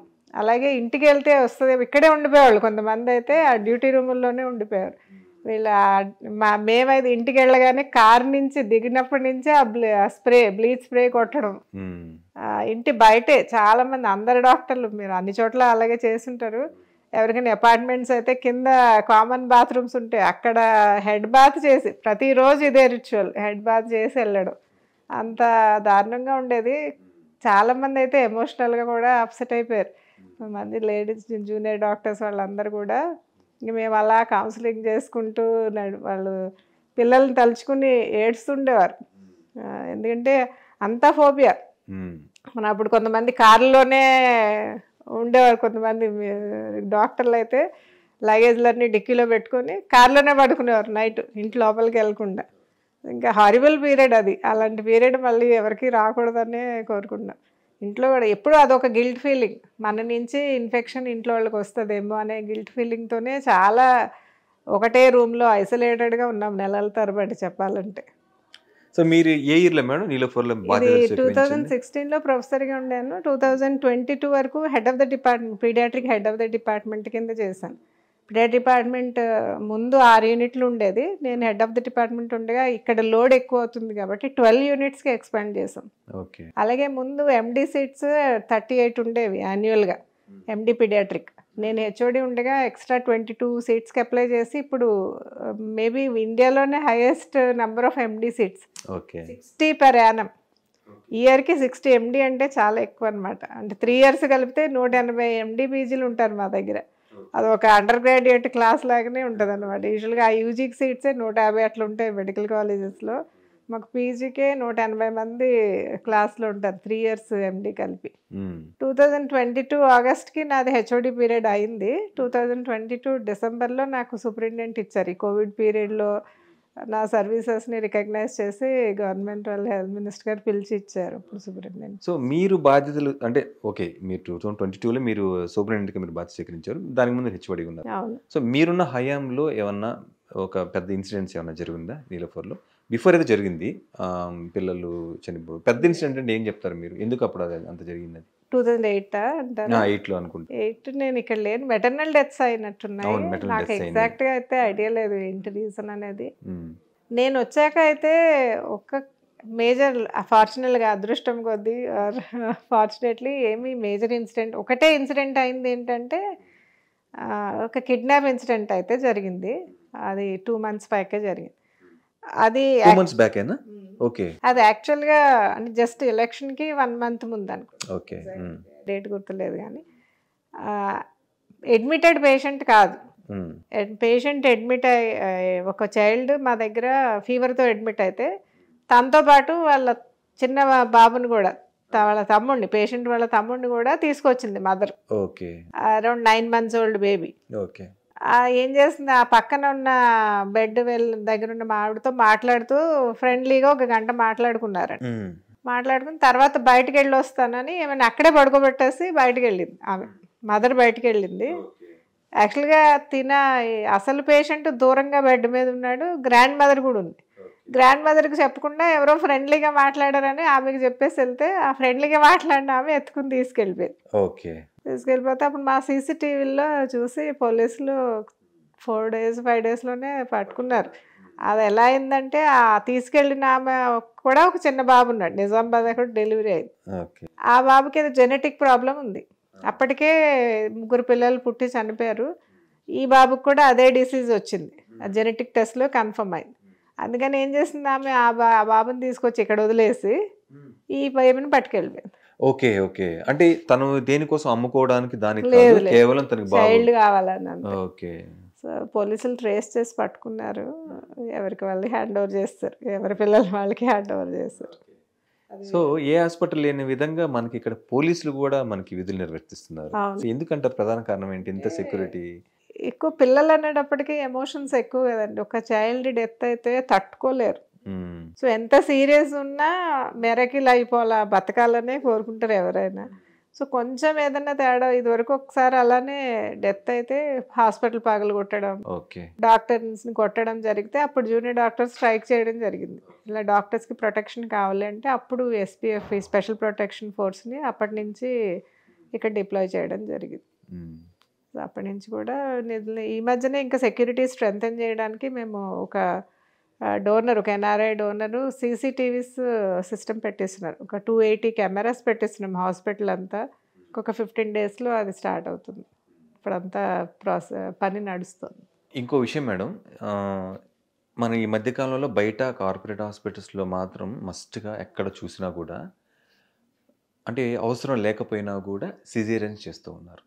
అంటే బేబీ వెయిట్ ఎక్కువ ఉందని అట్లా భయపెట్టేసి మ్యాక్సిమం సిజేరియన్కి వెళ్ళిపోతున్నారు. మనం ఎంత చెప్పినా, మనం ట్రై చేస్తామన్నా, లేదు నార్మల్గా మేము అన్నా కూడా వాళ్ళు అట్లా కౌన్సిలింగ్ ఇచ్చేసి చేసేస్తున్నారు. దీనివల్ల ఏంట్రా అంటే నార్మల్ డెలివరీ అయిన వాళ్ళు ఏమో చాలా యాక్టివ్గా అమ్మాయిలు ఉండడం, సిజేరియన్ అయిన వాళ్ళు మాత్రం హెల్త్ పాడైపోవడం, పర్మనెంట్గా లైఫ్ లాంగ్ నడుము నొప్పిన ఒకటి కానీ, ఓవర్ వెయిట్ వచ్చేయడం, ఇలాంటి అనేక రకాల కాంప్లికేషన్స్ వాళ్ళు ఎదుర్కొంటున్నారు. దీన్ని మీరు ఒక సూపరింటెండెంట్గా, డాక్టర్గా, ఒక గవర్నమెంట్ ఇంత ఇదిగా ఎలా చూస్తారు? ఇది కంట్రోల్ చేయాల్సిన అవసరం లేదంటారా గవర్నమెంట్కి దీన్ని?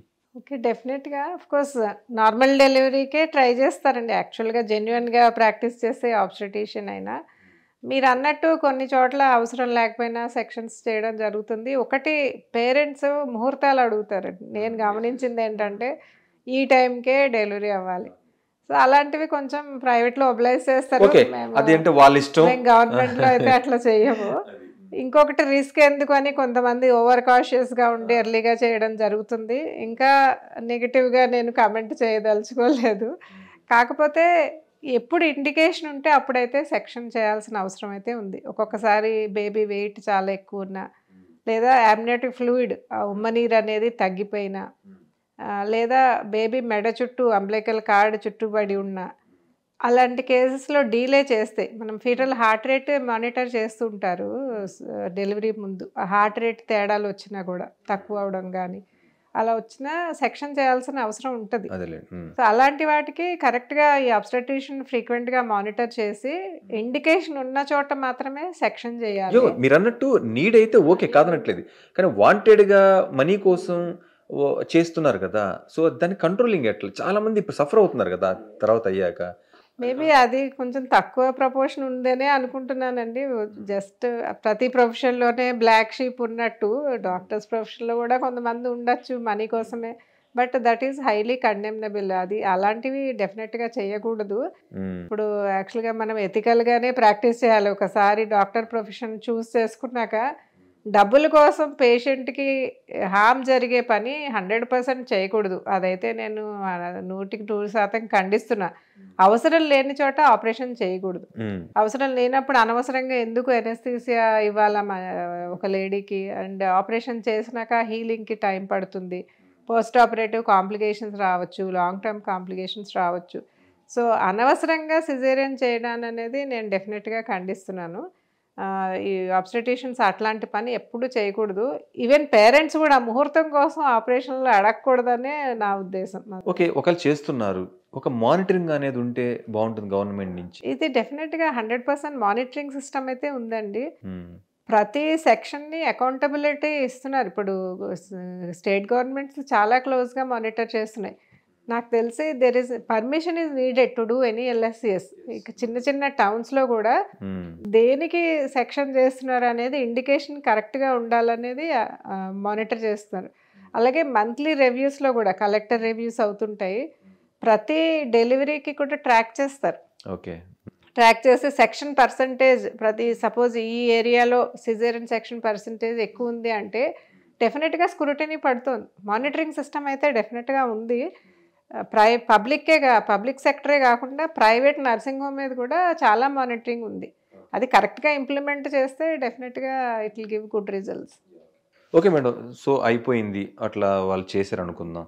ఈరోజు చాలామంది నాకు తెలిసిన వాళ్ళు కావచ్చు, మా ఇంట్లో కావచ్చు, చాలామంది ఏంటంటే ఇప్పుడు ఇట్లా ఆపరేషన్ అయ్యాక వాళ్ళు కొన్ని కాంప్లికేషన్స్ ఫేస్ చేస్తూ ఉన్నారు మేడం. లైక్ ఏంటంటే నడుము నొప్పి అనేది వాళ్ళు జస్ట్ అలా వంగలేరు, కిందకు వంగడం కానీ, లేదా ఓవర్ వెయిట్ వచ్చేయడం కానీ, ఇవన్నీ ఉన్నాయి మేడం. ఒకవేళ ఇలా సిజేరియన్ అయిన వారు ఆ నడుము నొప్పి అనేది పర్మనెంట్గానే ఫేస్ చేయాలా, లేదా ఏమైనా ట్రీట్మెంట్ వాటికి ఉందా? వాళ్ళు ఎటువంటి జాగ్రత్తలు తీసుకుంటే ఈ పోస్ట్ కాంప్లికేషన్స్ నుంచి బయటపడే అవకాశం ఉంది? యాక్చువల్గా అయితే సిజేరియన్ వల్ల బ్యాక్ పెయిన్ రావడం, ఓవర్ వెయిట్ రావడం అనేవి డైరెక్ట్ ఆపరేషన్ రిలేటెడ్ కాంప్లికేషన్స్ అయితే కాదు. ఆపరేషన్ వల్ల ఇన్ఫెక్షన్ రావచ్చు, లేకపోతే ఇతరత్ర హెర్నియాలు రావచ్చు తప్ప ఈ బ్యాక్ పెయిన్ అనేది దానికి రిలేటెడే కాదు. ఒకటి పాస్చర్, ఫీడింగ్ ఇచ్చాడు. యూజువల్గా మదర్స్ ఏంటంటే డెలివరీ అయినాక పాలు తాగించినప్పుడు ఇలా ముందుకు వంగిపోతుంటారు, కరెక్ట్గా బ్యాక్ స్ట్రైట్గా పెట్టుకోరు. అది అలాగే supplements, calcium iron supplements delivery అయిన వెంటనే తీసుకోవాలి. పాలు ఎన్నాళ్ళు ఇస్తారో అన్నాళ్ళు. ఆ సప్లిమెంట్స్ తీసుకోకపోవడం వల్ల పాస్చర్ మెయింటెనెన్స్ సరిగా లేకపోవడం వల్ల బ్యాక్ పెయిన్ వస్తుంది, కానీ ఆపరేషన్ వల్ల బ్యాక్ పెయిన్ రాదు. అంటే వాళ్ళు ఆపరేషన్ మనకి ఇది ఇంజెక్షన్ వాళ్ళని ఇలా వంచి అక్కడ ఇవ్వడం వల్ల ఆ పార్ట్ ఇంకా అక్కడి నుంచి పర్మనెంట్ గా నొప్పి అని అంటున్నారు. ఇది చాలా అందరూ అనుకునే మిస్కన్సెప్షన్ యాక్చువల్గా. ఓకే, అందరూ అట్లే అనుకుంటారు. స్పైనల్ ఎనస్థీసియా అంటాం, అది స్పైన్లో ఇంజెక్షన్ ఇచ్చేది. చాలా మంది అట్లనే అపోహపడతారు, స్పైనల్ ఎనస్థీసియా వల్ల లైఫ్ లాంగ్ బ్యాక్ పెయిన్ ఉండిపోతుంది. అది 100% తప్పండి. దానివల్ల బ్యాక్ పెయిన్ రాదు. ఇచ్చినప్పుడు పెయిన్ తప్ప తర్వాత దానివల్ల పెయిన్ రాదు. కాల్షియం ఐరన్ సప్లిమెంట్స్ సరిగా తీసుకోపోవడంలో ఒకటి, సరైన పొజిషన్ మెయింటైన్ చేయకపోవడం వల్ల ముందుకు వంగిపోవడం, పాలు ఇచ్చేటప్పుడు లేదా పని చేసేటప్పుడు సడన్గా కింద పడింది అనుకోండి, సడన్గా టక్మని వంగుతారు. అలాంటి వాటి వల్ల వస్తుంది. ఇంకొకటి వెయిట్ పెరగడం అన్నారు మీరు. వెయిట్ పెరగడం కూడా అనవసరంగా ఎక్కువ రెస్ట్ ఇవ్వడం వల్ల అంతే. యూజువల్గా మన ఇంట్లో ఏం చేస్తామంటే నార్మల్ డెలివరీ ఇచ్చిన వాళ్ళకి అయిన వాళ్ళకి రెస్ట్ చెప్పరు. సిజేరియన్ అవ్వగానే ఎక్కువ కేర్ తీసుకుంటారు ఇంట్లో వాళ్ళు. తల్లులు అవనివ్వండి, అత్తగారులు అవనివ్వండి, వాళ్ళని మంచం నుంచి దిగనివ్వరు. ప్లస్ ఎక్కువ క్యాలరీస్ ఉన్న ఆహారం పెడతారు, మంచిగా నెయ్యి నూనె వేసి. అది ఎక్కువ ఆహారం తీసుకోవడం, ఎక్సర్సైజ్ లేకపోవడం వల్ల బరువు పెరుగుతారు తప్ప ఆపరేషన్ వల్ల బరువు పెరగదు. ఓకే. సో సిజేరియన్ అయినా కూడా ఒక సెకండ్ డే నుంచే మొబిలైజేషన్ నడవడం స్టార్ట్ చేయాలి. ఓకే. అది కుట్లు హీల్ అవ్వగానే ఏమైనా ఎక్సర్సైజులు చేసుకోవచ్చు. సో మన వాళ్ళు ఏంటంటే ఇళ్లలో అపోహల వల్ల ఎక్సర్సైజ్ చేయనివ్వరు, డైట్లో ఎక్కువ క్యాలరీలు ఉన్న ఆహారం పెడతారు కాబట్టి వెయిట్ పెరుగుతారు, కానీ సిజేరియన్ వల్ల వెయిట్ పెరగరు. ఓకే. అదైతే 100%. Yeah okay madam.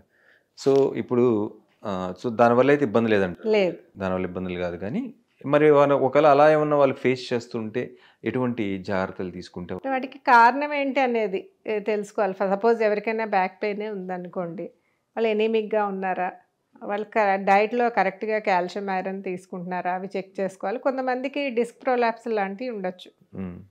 Lower back pain అనుకోండి, దానిలో డిస్క్ ప్రొలాప్స్లు ఏమైనా ఉన్నాయా, ఒక ఎక్స్రే కానీ అవసరమైతే ఎంఆర్ఐ కానీ చేయించుకొని దాన్ని బట్టి ట్రీట్మెంట్ తీసుకోవాల్సి ఉంటుంది. అంతేగాక ఆపరేషన్ చేయించుకున్నాను కదా వచ్చింది అని దానికి అట్రిబ్యూట్ చేసి ట్రీట్మెంట్ తీసుకోవడం మానేయకూడదు. ఓకే. అది ఆర్థోపెడిక్ కన్సల్టేషన్ తీసుకుని బ్యాక్ పెయిన్కి కాజ్ ఏంటో చూసుకోవాలి. Okay madam. సో ఇక ఈ నీలోఫర్ హాస్పిటల్ ఏదైతే నీలోఫర్ కారు స్థాపించారో, ఏదైతే కారణం ఉందో వాళ్ళ పని మనిషి మెయిడ్ అకస్మాత్తుగా ప్రసవించే సమయంలో చనిపోవడం అయితే ఉందో దానికోసం ఇది స్థాపించారు కదా. సో అసలు నిజంగా ఒక స్త్రీ ఈ ప్రసూతి సమయంలో ఎటువంటి సమస్యలు వస్తాయి, దానికి మన దగ్గర ఉండే ట్రీట్మెంట్ ఏంటి, ఎలాంటి జాగ్రత్తలు తీసుకోవాలి ఇక్కడ కాబట్టి ఎక్కడైనా కూడా వాళ్ళు తీసుకోవాలి జాగ్రత్తలు? యా డెఫినెట్గా మనం కనుక చూస్తే డెలివరీ అనేది ఒక పునర్జన్మే అనుకోవచ్చు. ఎందుకంటే ఎన్నో బ్లీడింగ్ ఎక్కువై కొంతమంది మహిళలు చనిపోతుంటారు. ఆల్రెడీ మహిళల్లో మనం కనుక చూస్తే ఇండియాలో మోర్ దాన్ 50% మహిళల్లో ఎనీమియా ఉంటుంది, iron deficiency anaemia. So already pregnancy వచ్చే ముందే ఎనీమిక్గా ఉన్నారనుకోండి, ప్రెగ్నెన్సీలో కూడా సరైన సప్లిమెంట్స్ తీసుకోలేరు. అలా ఎనీమియా ఉన్న వాళ్ళకి కాంప్లికేషన్స్ ఎక్కువ, బేబీ కూడా ప్రిమెచ్యూరిటీ ఉంటుంది, వీళ్ళు కూడా ఆ డెలివరీ స్ట్రెస్ తట్టుకోలేక వాళ్ళకి హార్ట్ ఫెయిల్యూర్ వచ్చే అవకాశం ఉంటుంది. సో సిస్టమిక్ కాంప్లికేషన్స్లో కూడా ఇన్ఫెక్షన్స్ వచ్చే అవకాశం ఉంటుంది. అలాగే during pregnancy high BP, sugar పెరిగే అవకాశం ఉంటుంది. ఓకే. సో మనకి మా నీలోఫర్ హాస్పిటల్ వరకు చూస్తే ఇదే టెర్షరీ కేర్ సెంటర్. డెలివరీలకు సంబంధించి మాకు వచ్చే వాటిలో 70% కాంప్లికేటెడ్ డెలివరీస్. సో ఒక 100 కేసులు చూస్తే 70% మంది ఏదో ఒక కాంప్లికేషన్ ఉన్నోళ్ళే వస్తారు. మిగతా నార్మల్ డెలివరీలు యూజువల్గా పెరిఫరల్ హాస్పిటల్స్లోనే డెలివరీ చేసుకుంటారు. సో ఫర్ ఎగ్జాంపుల్ చెప్పాలంటే హెమోగ్లోబిన్, మాకు ఈ మధ్యనే ఒక కేసు వచ్చింది, హెమోగ్లోబిన్ 1 గ్రామ్ ఉంది. ఇంకొక మదరు మహబూబ్ నగర్ నుంచి, అక్కడి నుంచే కంటిన్యూస్ బ్లీడింగ్ అవుతూనే ఉంది. ఇక్కడికి వచ్చేటప్పటికి పల్స్ లేదు, బ్లడ్ ప్రెషర్ రికార్డబుల్ లేదు. ఆ మదర్కి వెంటనే మా వాళ్ళు కేషీట్ కన్నా చేయడానికన్నా ముందే ఆపరేషన్ థియేటర్కి షిఫ్ట్ చేసేసి ఆ ఆపరేషన్ చేయడానికి 10 గంటలు పట్టింది. ఈ 10 గంటల సమయంలో 63 బ్లడ్ ప్యాకెట్స్ ఇచ్చారు. అవన్నీ కూడా మా బ్లడ్ బ్యాంక్ నుంచే ఇచ్చారు.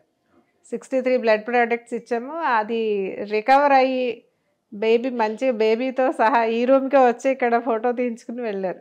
So that was the happiest thing for అస్.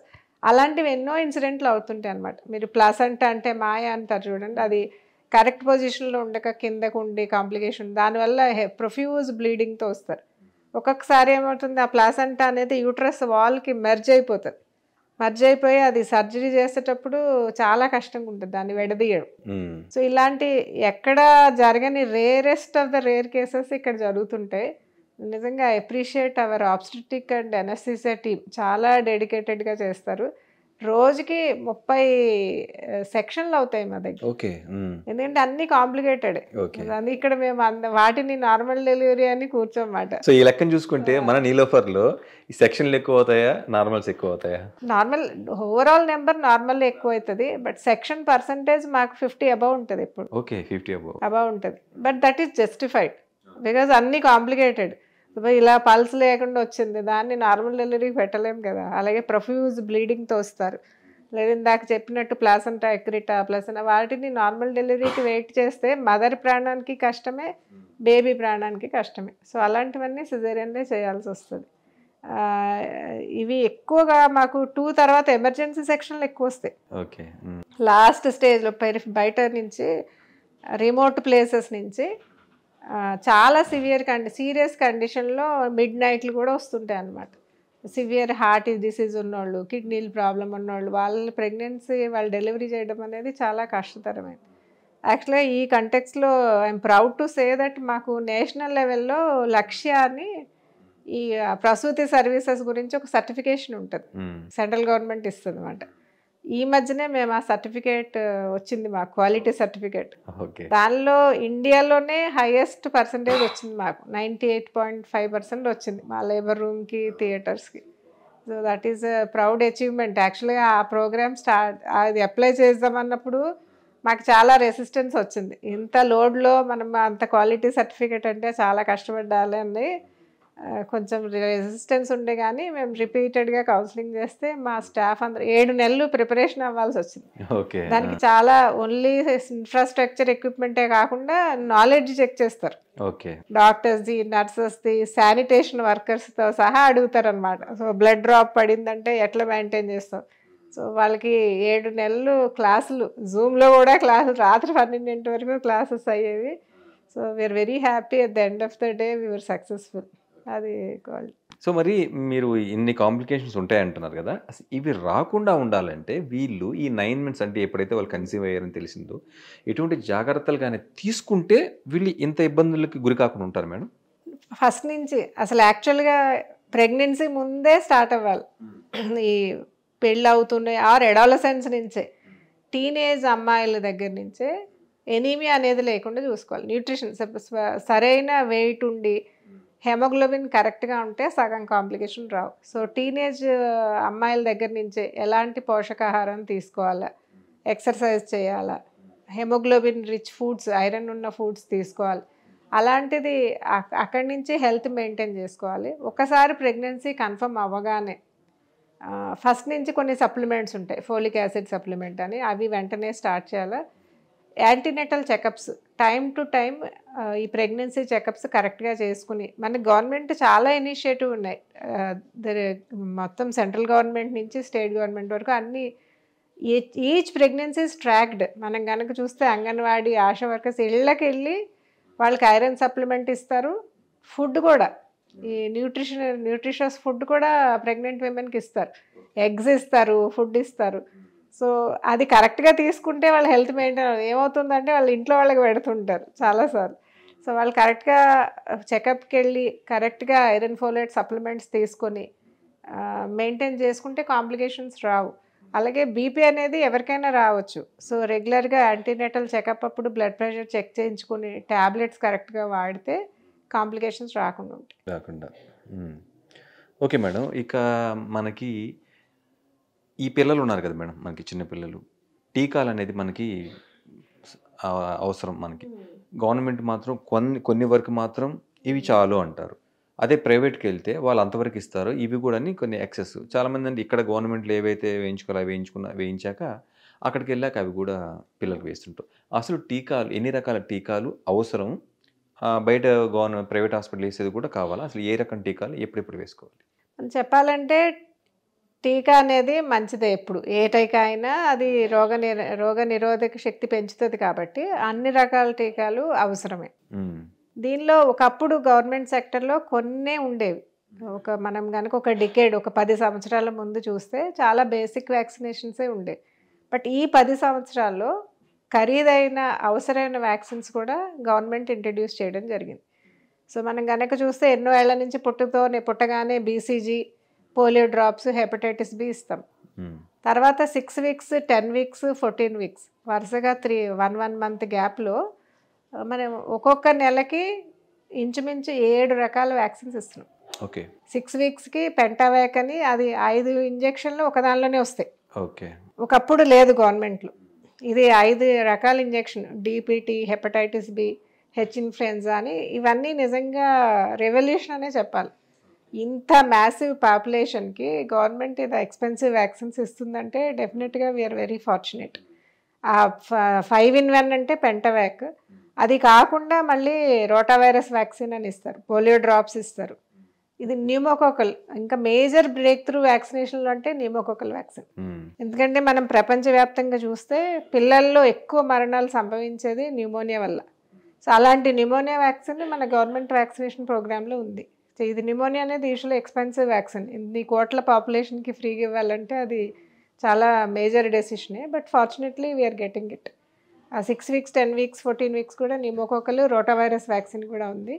మళ్ళీ 9 నెలలకి మళ్ళీ న్యూమోనియా బూస్టర్ ఇస్తారు, plus measles vaccine, measles rubella vaccine ఉంటుంది. మళ్ళీ తర్వాత 18 నెలలకి 15-18 నెలల మధ్యలో మళ్ళీ మీజిల్స్ రుబెల్లా బూస్టర్ ఉంటుంది, డీపీటీ బూస్టర్, పెంటావాక్ బూస్టర్ కూడా ఉంటుంది.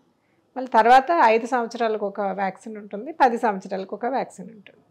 సో ఇవి చాలా వరకు డిసీజెస్ని కవర్ చేసేస్తాయి, చాలా వరకు ప్రాణాంతకమైన డిసీజెస్ అన్నింటినీ కవర్ చేస్తాయి. ఇవి కాకుండా ప్రైవేట్ సెక్టర్లో చికెన్ పాక్స్ వ్యాక్సిన్ అని, జాండిస్, హెపటైటిస్ ఏ, టైఫాయిడ్, ఇవి గవర్నమెంట్ సెక్టర్లో లేవు. కానీ ఇప్పుడు ప్రస్తుతం ఉన్న గవర్నమెంట్ షెడ్యూల్ చాలా మంచి schedule. Major diseases, life threatening illnesses అన్నిటినీ కవర్ చేస్తారు. 5 సంవత్సరాలకి ఇచ్చేది ఏ వ్యాక్సిన్ మేడం? డీపీటీ బూస్టర్ ఇస్తారు. ఓకే. 10 సంవత్సరాలకి టీటీ ఇస్తారు. టీటీ ఇస్తారు. యాక్చువల్గా డిఫ్తీరియా, టెటనస్ బూస్టర్ ఇవ్వాలి. బట్ ప్రస్తుతం టీటీ ఉంది, బట్ దాన్ని కూడా డీటీ కింద కన్వర్ట్ చేస్తారు తొందరలో. సో గవర్నమెంట్ ఇచ్చే వ్యాక్సిన్ అన్నింటిలోకి మనకి ఈ ఎటువంటి జబ్బులకి ఇవన్నీ వ్యాక్సిన్లు అంటారు?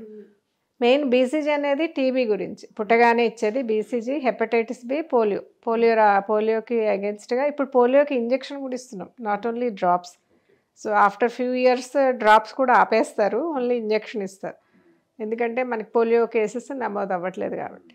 ఇప్పుడు పుట్టగానే ఇచ్చే బీసీజీ టీబీ రాకుండా, హెపటైటిస్ బి అనేది జాండిస్, ఒక రకమైన జాండిస్, ఈ బ్లడ్ ద్వారా వచ్చే జాండిస్ని ప్రివెంట్ చేస్తుంది.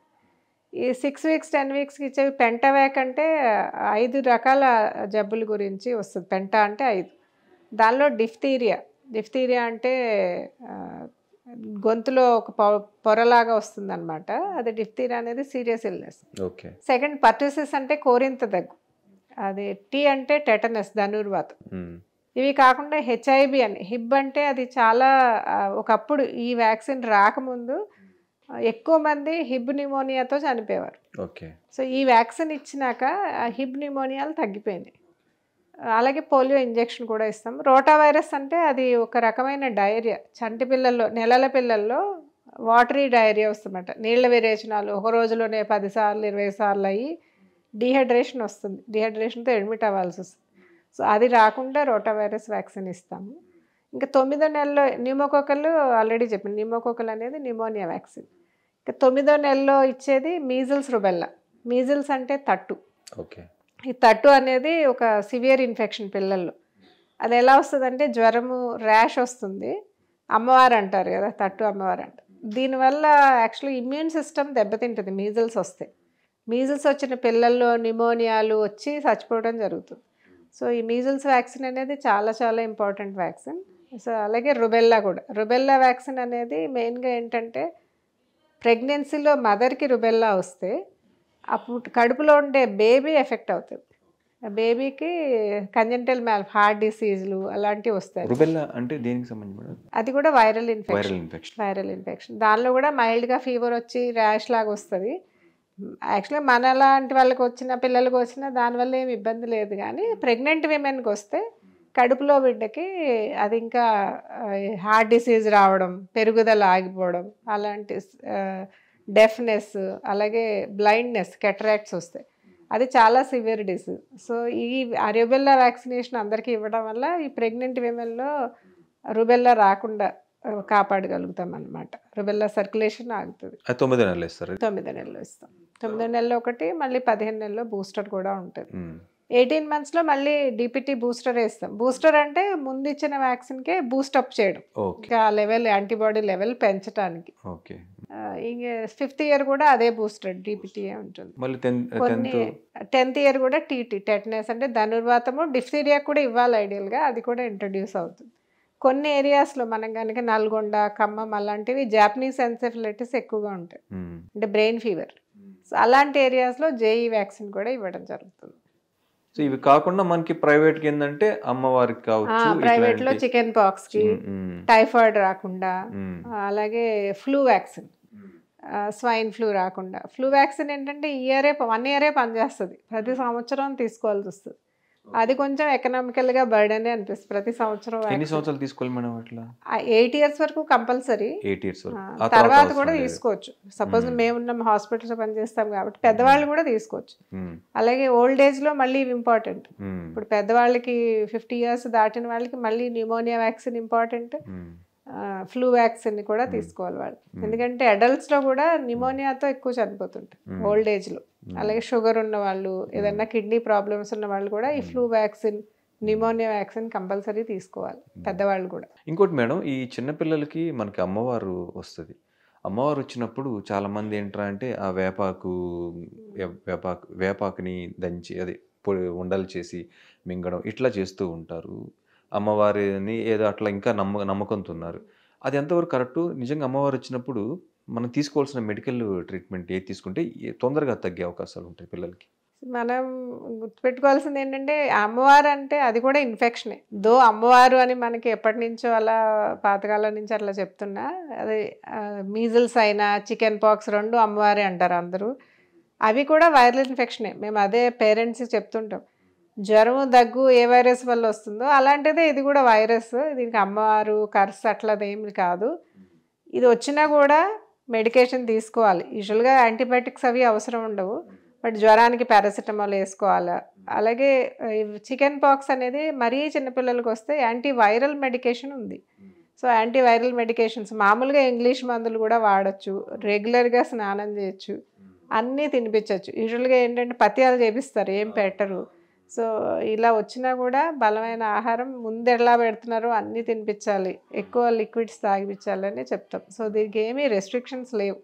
సో అమ్మవారు అనేది అపోహ మాత్రమే. అది కూడా ఇన్ఫెక్షనే కాబట్టి మెడిసిన్స్ వేసుకోవచ్చు, రెగ్యులర్గా డైట్ తీసుకోవచ్చు, రెగ్యులర్గా బాత్ ఇవ్వచ్చు పిల్లలకి. దీనికి ఏ ట్రీట్మెంట్ ఇస్తారు మేడం మెయిన్ అమ్మవారికి? అదే చికెన్ పాక్స్కి అయితే ఎసైక్లోవిర్ అని మెడికేషన్ ఉంటుంది.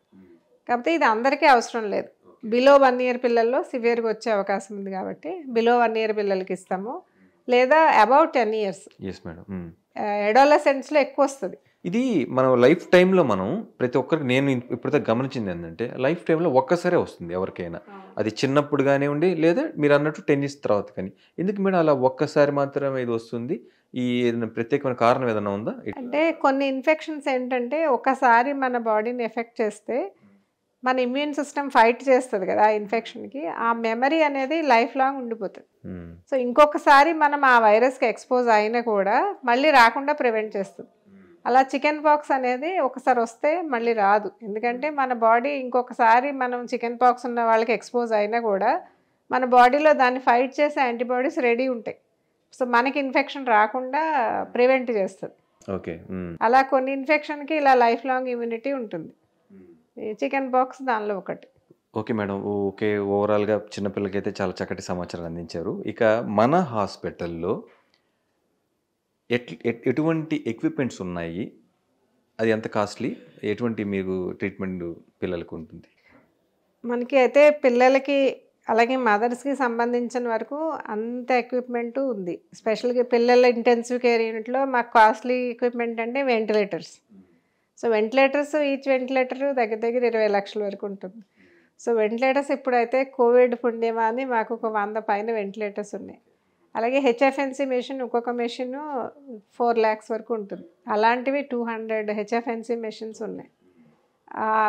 అలాగే పీడియాట్రిక్ సర్జరీ సంబంధించి operation theatres, state of the art theatres ఉన్నాయి. సర్జరీకి చేయాల్సిన అవసరమైన ఎక్విప్మెంట్ అంతా ఉంది. ఇంకా డయాగ్నోస్టిక్స్ సంబంధిస్తే రేడియాలజీలో CT scan, ultrasound, radio, X-ray machines అన్నీ ఉన్నాయి. ఎంఆర్ఐ మెషిన్ మాకు తొందరలో వస్తుంది. ప్రస్తుతం ఎంఆర్ఐ అయితే పక్కన ఎంఎన్జే క్యాన్సర్ హాస్పిటల్లో చేస్తున్నాము, బట్ శాంక్షన్ అయింది. ప్రొక్యూర్మెంట్ స్టేజ్లో ఉంది. ఎంఆర్ఐ కూడా తొందరలో వస్తే ఇంకా మేము మా పిల్లల్ని ఎక్కడికి బయటకు పంపించాల్సిన అవసరం ఉంటుంది. అలాగే కార్డియాలజీ వరకు 2D ఎకో ఉంది, హార్ట్ డిఫెక్ట్స్ డయాగ్నోస్ చేయడానికి. మాకు అలాగే ఒక పీడియాట్రిక్ న్యూరాలజీ డిపార్ట్మెంట్ కూడా ఉంది. దానిలో ఈజీ అంటే ఫిట్స్ వచ్చిన పిల్లలకి హార్ట్కి ఎలా ఈసీజీ తీస్తామో అలాగే బ్రెయిన్కి ఈజీ అని వేవ్ ఫామ్ రికార్డ్ చేస్తాం. ఆ ఈజీ మెషిన్స్ లేటెస్ట్ మెషిన్ ఉంది. అలాగే నర్వ్ కండక్షన్ స్టడీస్ అని, ట్రాన్స్క్రేనియల్ డాప్లర్ అని, ఇవన్నీ న్యూరాలజీకి సంబంధించిన ఇన్వెస్టిగేషన్స్ ఇవన్నీ ఉన్నాయి మాకు. హెచ్ఎఫ్ఎస్ అంటే దేనికి సంబంధించి? హెచ్ఎఫ్ఎన్సీ అంటే హై ఫ్లో నేజల్ ఆక్సిజన్. అంటే మామూలుగా మనం ఆయాసం పిల్లల్లో నిమోనియా కానీ ఆయాసం వచ్చినప్పుడు ఆక్సిజన్ ఇస్తాం, ఆక్సిజన్ లెవెల్ తగ్గితే. అదే బాగా ఆయాసం ఉన్నప్పుడు ఓన్లీ ఆక్సిజన్ సరిపోదు, వాళ్ళకి లంగ్కి సపోర్ట్ చేయాలన్నమాట మెషిన్. అంటే ఇది వెంటిలేటర్కి ఆక్సిజన్కి మధ్యలో ట్రీట్మెంట్ హెచ్ఎఫ్ఎన్సీ అంటే. అందరికీ వెంటిలేషన్ మరి అవసరం ఉండదు. వెంటిలేటర్ అంటే ట్రెకియాలోకి అంటే విండ్ పైపులోకి ట్యూబ్ వేయాలి, అది ఇన్వేజివ్ ప్రొసీజర్. అది బాగా సివియర్గా ఉన్న వాళ్ళకే వేస్తామన్నమాట. ఈ కొంతమందికి ఏంటంటే ఆక్సిజన్ సరిపోదు, అలా అని వెంటిలేషన్ కూడా అవసరం ఉండదు, ఆ మిడిల్ లెవెల్లో ఉంటారు. వాళ్ళకి హెచ్ఎఫ్ఎన్సీ అంటే ఓన్లీ ముక్కులోకే క్యాన్యులా పెట్టి ఆక్సిజన్ హై ఫ్లోలో ఇస్తాం, ఎక్కువ ఫ్లో. హెచ్ఎఫ్ అంటే హై ఫ్లో ఆక్సిజన్, మామూలు ఆక్సిజన్ లో ఫ్లో 2-3 లీటర్స్ ఇస్తాం నేజల్ ప్రాంగ్స్లో. ఇదైతే 10 లీటర్స్ 20 లీటర్స్ కూడా వెయిట్ని బట్టి ఇస్తాం అనమాట. అలా హై ఫ్లో ఇవ్వడం వల్ల ఇంప్రూవ్మెంట్ ఫాస్ట్గా ఉంటుంది, తొందరగా రికవర్ అవుతారు. Okay madam. ఇలా అంతేకాకుండా అంటే జనరల్గా మనకి హైదరాబాద్లో ఒక రకమైన వాతావరణం ఉంటుంది కంపేర్ టు అదర్ సిటీస్ కానీ వేరే ప్రాంతాలు చూసుకుంటే. ఇక్కడ వాతావరణం ఒక రకమైన వాతావరణం ఉంటుంది. స్పెషల్గా కొన్ని సీజన్స్లో ఎక్కువగా చిన్నపిల్లలు ఎఫెక్ట్ అవుతుంటారు ఈ సీజనల్గా వచ్చే వ్యాధులకి, లైక్ జలుబు కావచ్చు, దగ్గు కావచ్చు, ఫీవర్స్ కావచ్చు, టైఫాయిడ్ అని, మలేరియా అని. సో ఇవి రాకుండా జనరల్గా చిన్నపిల్లలు తీసుకోవాల్సిన జాగ్రత్తలు ఏమంటారు? మనం కనుక ఈ సిటీ క్లైమేట్ హైదరాబాద్ చూస్తే, ఒకటి మన క్రౌడింగ్, ఓవర్ క్రౌడింగ్ ఒకటి, సెకండ్ పొల్యూషన్, అర్బన్ కాబట్టి ఎక్కువ క్రౌడ్ వల్ల పొల్యూషన్, థర్డ్ ఎక్కువ చలి ఉంటుంది. ఓకే. సో ఈ 3 రీజన్స్ మాకు సీజనల్గా ఎపిడమిక్స్ వస్తుంటాయి. మనం కనుక చూస్తే జూలై నుంచి మాకు నిమోనియా సీజన్ స్టార్ట్ అవుతుంది. జూలై, ఆగస్ట్, సెప్టెంబర్లో వైరల్ స్ప్రెడ్ ఎక్కువ ఉంటుంది. అలాగే వింటర్లో కూడా వైరల్ స్ప్రెడ్ ఎక్కువ ఉంటుంది. ఇలా చల్లగా ఉన్నప్పుడు ఈ రెస్పిరేటరీ డిసీజెస్, శ్వాసకోశానికి సంబంధించిన వ్యాధులు ఎక్కువగా ఉంటాయి. ఎక్కువ కామన్గా ఓపీల్లో వచ్చేది అప్పర్ రెస్పిరేటరీ ఇన్ఫెక్షన్, అలాగే ఫ్లూ లాంటి డిసీజెస్, హై గ్రేడ్ ఫీవర్ రావడం, జలుబు, దగ్గు. అదే ఆయాసంలా బ్రీదింగ్ రేట్ ఎక్కువయ్యి ఛాతీ ఎగరేస్తే దాన్నే నిమోనియా అంటాము. సో నిమోనియా కేసులు మాకు ఆగస్ట్, సెప్టెంబర్లో చాలా వస్తాయి. ఈ ఇయర్ సెప్టెంబర్లో అయితే at one point of time మా న్యూమోనియా వార్డులో 350 కేసెస్ ఒక రోజులో ట్రీట్ చేయడం జరిగింది. ఎనీ డే ఆ మంత్లో చూస్తే 300 to 350 కేసెస్ ఉన్నాయి. ఇప్పుడు కనుక చూస్తే డిసెంబర్లో కొంచెం తగ్గుతాయి, ఇప్పుడు 100 to 120 అట్లా ఉన్నాయి. ఇలా సీజనాలిటీ ఉంటుంది పీడియాట్రిక్కి. ఇంకోటి ఏంటంటే వర్షాకాలం అయిన వెంటనే డెంగ్యూ సీజన్ వస్తుంది. ఈ డెంగ్యూ, ఈ మస్కిటో బ్రీడింగ్ ఎక్కువ ఉంటుంది కాబట్టి. సో ఇది ఇక్కడైనా లేకపోతే ఎక్కడైనా ఎక్కడైనా జనరల్, బట్ సిటీస్లో ఎక్కువ. సిటీస్లో క్రౌడింగ్ వల్ల డెంగ్యూ, మనం పల్లెటూరులో చూస్తే డెంగ్యూ రాదు. ఓకే. ఎందుకంటే అక్కడ వాటర్ స్టాగ్నేషన్లు, బ్రీడింగ్ ఎక్కువ ఉండదు. ఓవర్ క్రౌడింగ్ ఎక్కడుండి స్లమ్స్ ఎక్కువ ఉంటాయో, ఎక్కడ రోడ్స్ మీద వాటర్ లాగింగ్ ఎక్కువ ఉంటుందో అక్కడ ఈ డెంగ్యూ మస్కిటో బ్రీడ్ అవుతుంది. ఓకే. సో డెంగ్యూ సీజన్ మాకు 3-4 ఏళ్ళకి ఒకసారి చాలా సివియర్ డెంగ్యూ సీజన్ వస్తుంది. సో డెంగ్యూకి ప్రివెన్షన్ మెయిన్గా యాంటీ మస్కిటో మెజర్స్, ఎక్కడ వాటర్ నిల్వ ఉండకుండా చూసుకోవాలి ఇళ్లలో. మెయిన్గా అన్నీ మినిస్టర్ గారు చూపించారు లాస్ట్ టైం, అన్నీ ఇన్వర్ట్ చేయాలని, టైర్లు కానీ ఫ్లవర్ పాట్స్ కానీ వారానికి ఒకసారి ఉంచేయాలి, వాటిలో ఉండే నీళ్ళు ఉంచేయాలి. ఓకే. అలాగే ఇంకొక ప్రాబ్లము ఈ అర్బన్ పొల్యూషన్ వల్ల, చలిగాలుల వల్ల వీజింగ్ ఎక్కువ వస్తుంది. ఇది సిటీస్లో ఉండే పిల్లలకి ఎక్కువ ఉంటాయి, ఈ ఆస్తమా లాంటివి. ఓకే. ఆయాసం రావడం, పిల్లి కూతల్లా రావడం, అది చాలా సఫర్ అవుతుంటారు. సో అది అండర్ 5 వీజింగ్ అనేది చలిగాలికిను పొల్యూషన్, ఎయిర్ పొల్యూషన్ ఎక్కువ ఉండడం వల్ల సిటీస్లో ఉండే పిల్లలకి ఎక్కువ వస్తుంది. సో మెయిన్గా పేరెంట్స్ ఏంటంటే ఈ సీజన్స్లో క్రౌడెడ్ ప్లేసెస్కి చిన్నపిల్లల్ని తీసుకెళ్ళకూడదు. ఏమన్నా ఫీవర్, సపోజ్ వాళ్ళ పిల్లలకి ఏమన్నా దగ్గు, జ్వరం, జలుబు వచ్చినాయి అనుకోండి, స్కూల్కి పంపకూడదు మెయిన్గా. మన వాళ్ళు ఏం చేస్తారంటే నర్సరీ అయినా కూడా ఎగ్జామ్ ఉందంటారు, ఎల్కేజీ ఎగ్జామ్ ఉందని స్కూల్కి పంపిస్తారు. వాళ్ళ వల్ల స్కూల్లో అందరికీ ఎఫెక్ట్ అవుతుంది. వీడు నీరసపడతాడు కదా, ఇంట్లో ఉంటే ఏదో లిక్విడ్స్ ఇచ్చుకుంటూ ఆహారం పెట్టుకుంటే డిహైడ్రేషన్స్ రాకుండా ఉంటాయి. సో అదొకటి. రెగ్యులర్గా వ్యాక్సినేషన్స్ ఒకటి ఫ్రీక్వెంట్గా తీసుకోవాలి. టైం ప్రకారం వ్యాక్సినేషన్ తీసుకోవడం వల్ల మామూలుగా జ్వరాలు, దగ్గులు వచ్చినా అవి న్యూమోనియాల కింద కన్వర్ట్ అవ్వకుండా ఉంటుంది. ఇంకొకటి, ఫస్ట్ 6 monthsలో కంప్లీట్గా ఎక్స్క్లూజివ్గా బ్రెస్ట్ ఫీడింగ్ ఇచ్చిన పిల్లల్లో తర్వాత కూడా సివియర్ ఇన్ఫెక్షన్స్ రాకుండా ఉంటాయి. సో బ్రెస్ట్ ఫీడింగ్ అనేది మనం చాలా ఇంపార్టెన్స్ ఇవ్వాలి. పిల్లలకి స్మోక్ ఎక్స్పోజర్, ఇంట్లో ఎవరు స్మోక్ చేయకూడదు. ఎందుకంటే ప్యాసివ్ స్మోకింగ్ వల్ల కూడా నిమోనియాలు ఎక్కువ వస్తాయి పిల్లలు. అలాగే పిల్లలకి అస్తమా ఉంటే ఆ స్మోక్ ఎక్స్పోజర్కి ట్రిగర్ అవుతుంది. ఇంకో సాంబ్రాణి పొగలు అవి వేస్తారు కదా, సో ఎలాంటి పొగకి ఎక్స్పోజ్ అవ్వకూడదు పిల్లలు. ఓకే. సాంబ్రాణి పొగ కానీ అగరబత్తి, ధూప్ స్టిక్స్ ఆ పొగల వల్ల కూడా ఈ వీజింగ్, ఎలర్జీ ఎక్కువ అయ్యే అవకాశం ఉంటుంది. సో అవన్నీ అవాయిడ్ చేయాలి. సో అంటే మెడికల్ ట్రీట్మెంట్ వరకు రాకుండా ఇంట్లోనే ఏది సీజనల్ జబ్బులు ఉంటాయో ఇంట్లో తీసుకునే ప్రాథమికమైన చర్యలు ఏం డెఫినెట్గా మామూలుగా చిన్నపిల్లల్లో ఎక్కువ వైరల్ ఇన్ఫెక్షన్స్ ఎక్కువ వస్తాయి. అవి కూడా 2-3 రోజులు జ్వరాలు, 4-5 రోజులు దగ్గు జలుబు ఉండి తగ్గిపోతాయి. అలాంటి వాటికి ఏమీ మెడికల్ కేర్ అవసరం ఉండదు.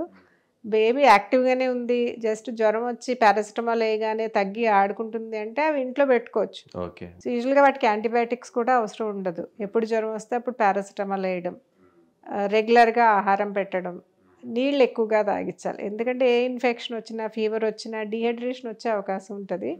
సో పాలు, ద్రవ పదార్థాలు, ఓఆర్ఎస్ కానీ వాటర్, జ్యూసెస్ ఎక్కువ ఇవ్వడం వల్ల ఎక్కువ ఇచ్చి సపోర్ట్ ట్రీట్మెంట్ చేసుకుంటే సరిపోతుంది. అలాగే దగ్గు జలుబులు కూడా బాగా చిన్నపిల్లలకి ఏ మందులు ఇవ్వకూడదు. యాక్చువల్గా ముక్కు బ్లాక్ ఉంటే సెలైన్ డ్రాప్స్, నేజల్ డ్రాప్స్ ఒకటే అడ్వైస్ చేస్తాం. సో ఇంతకు మించి సపోజ్ ఒక 3 రోజులు దాటి హై ఫీవర్ ఉంది, లేదా పిల్లలు డల్గా ఉన్నారు, ఆయాసపడుతున్నారు, అస్సలు తినట్లేదు, తాగట్లేదు, అలాంటప్పుడు హాస్పిటల్ తీసుకెళ్ళి చెక్ చేయాలి. అంటే ఇంకేదైనా వైరల్ ఫీవర్ అన్న డౌట్ ఉంటే తప్ప మనం మామూలుగా యాక్టివ్గా ఉంటే ఫస్ట్ డే, సెకండ్ డేనే వెళ్ళాల్సిన అవసరం ఉండదు. మెయిన్గా యాక్టివిటీ చూసుకోవాలి పిల్లలు. ఓకే మేడం, చివరిగా ఒక క్వశ్చన్ వేసి మనం ఇంత ఇంటర్వ్యూ ముగిచ్చేద్దాం. సో మనకి గవర్నమెంట్ హాస్పిటల్ ఎన్నోసార్లు మనం చూస్తున్నాం. ఎందుకంటే ఇలా ఏదైతే ఫ్రీగా సేవ చేస్తున్న హాస్పిటల్స్ లైక్ మనకి గవర్నమెంట్ హాస్పిటల్స్ చాలా చూసాము. అక్కడ ఏంటంటే ప్రభుత్వం ఉద్దేశం కావచ్చు, అందరూ బాగున్నా కూడా అక్కడ ఉండే కొంతమంది వల్ల ఏంటంటే ఆ సంస్థకి చెడ్డ పేరు రావడం. అంటే లైక్ ఏంటంటే ఫ్రీగా అన్నీ ఇస్తున్నారు, లైక్ ఏంటంటే క్రౌడ్ ఉంది, సపోజ్ నీలోఫరే ఉంది, ఎక్కువ క్రౌడ్ ఉంది, హెవీ క్రౌడ్ ఉంటుంది, పిల్లలకి బెడ్స్ కావాలి, అన్నీ కావాలి.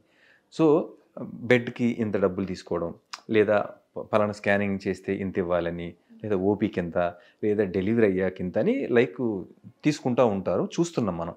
అటువంటి ఏమన్నా మన నీలోఫర్లో కూడా జరుగుతున్నాయా? అలా జరిగితే మీ దృష్టికి ఏమన్నా వచ్చాయా? ఎలాంటి చర్యలు తీసుకున్నారు? డెఫినెట్గా అండి. ఇప్పుడు ఇక్కడ డాక్టర్స్, నర్సెస్ అందరూ సిన్సియర్గా పనిచేస్తారు. ఒక్కొక్కసారి అందరూ అన్ని క్యాడర్స్ వర్కర్స్ సిన్సియర్గా పనిచేస్తారు. మేబీ దట్టు పిల్లలు, తల్లులు చాలా సెన్సిటివ్ ఫీల్డ్ కాబట్టి అందరూ చాలా డెడికేటెడ్గా, కమిటెడ్గా చేస్తారు.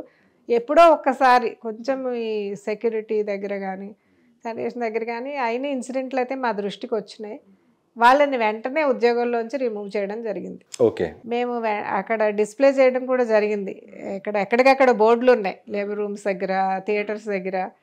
ఎవరైనా హాస్పిటల్ సిబ్బంది ఎవరైనా డబ్బులు అడిగితే ఇమ్మీడియట్గా రిపోర్ట్ చేయండి అని నెంబర్ ఇవ్వడం జరిగింది. మా డ్యూటీ ఆర్ఎంఓ నెంబర్ ఉంటుంది అన్నమాట. సో ఒక్కొక్కసారి రిటర్న్గా ఇస్తే వెంటనే వాళ్ళని ఉద్యోగంలోంచి తీసాము.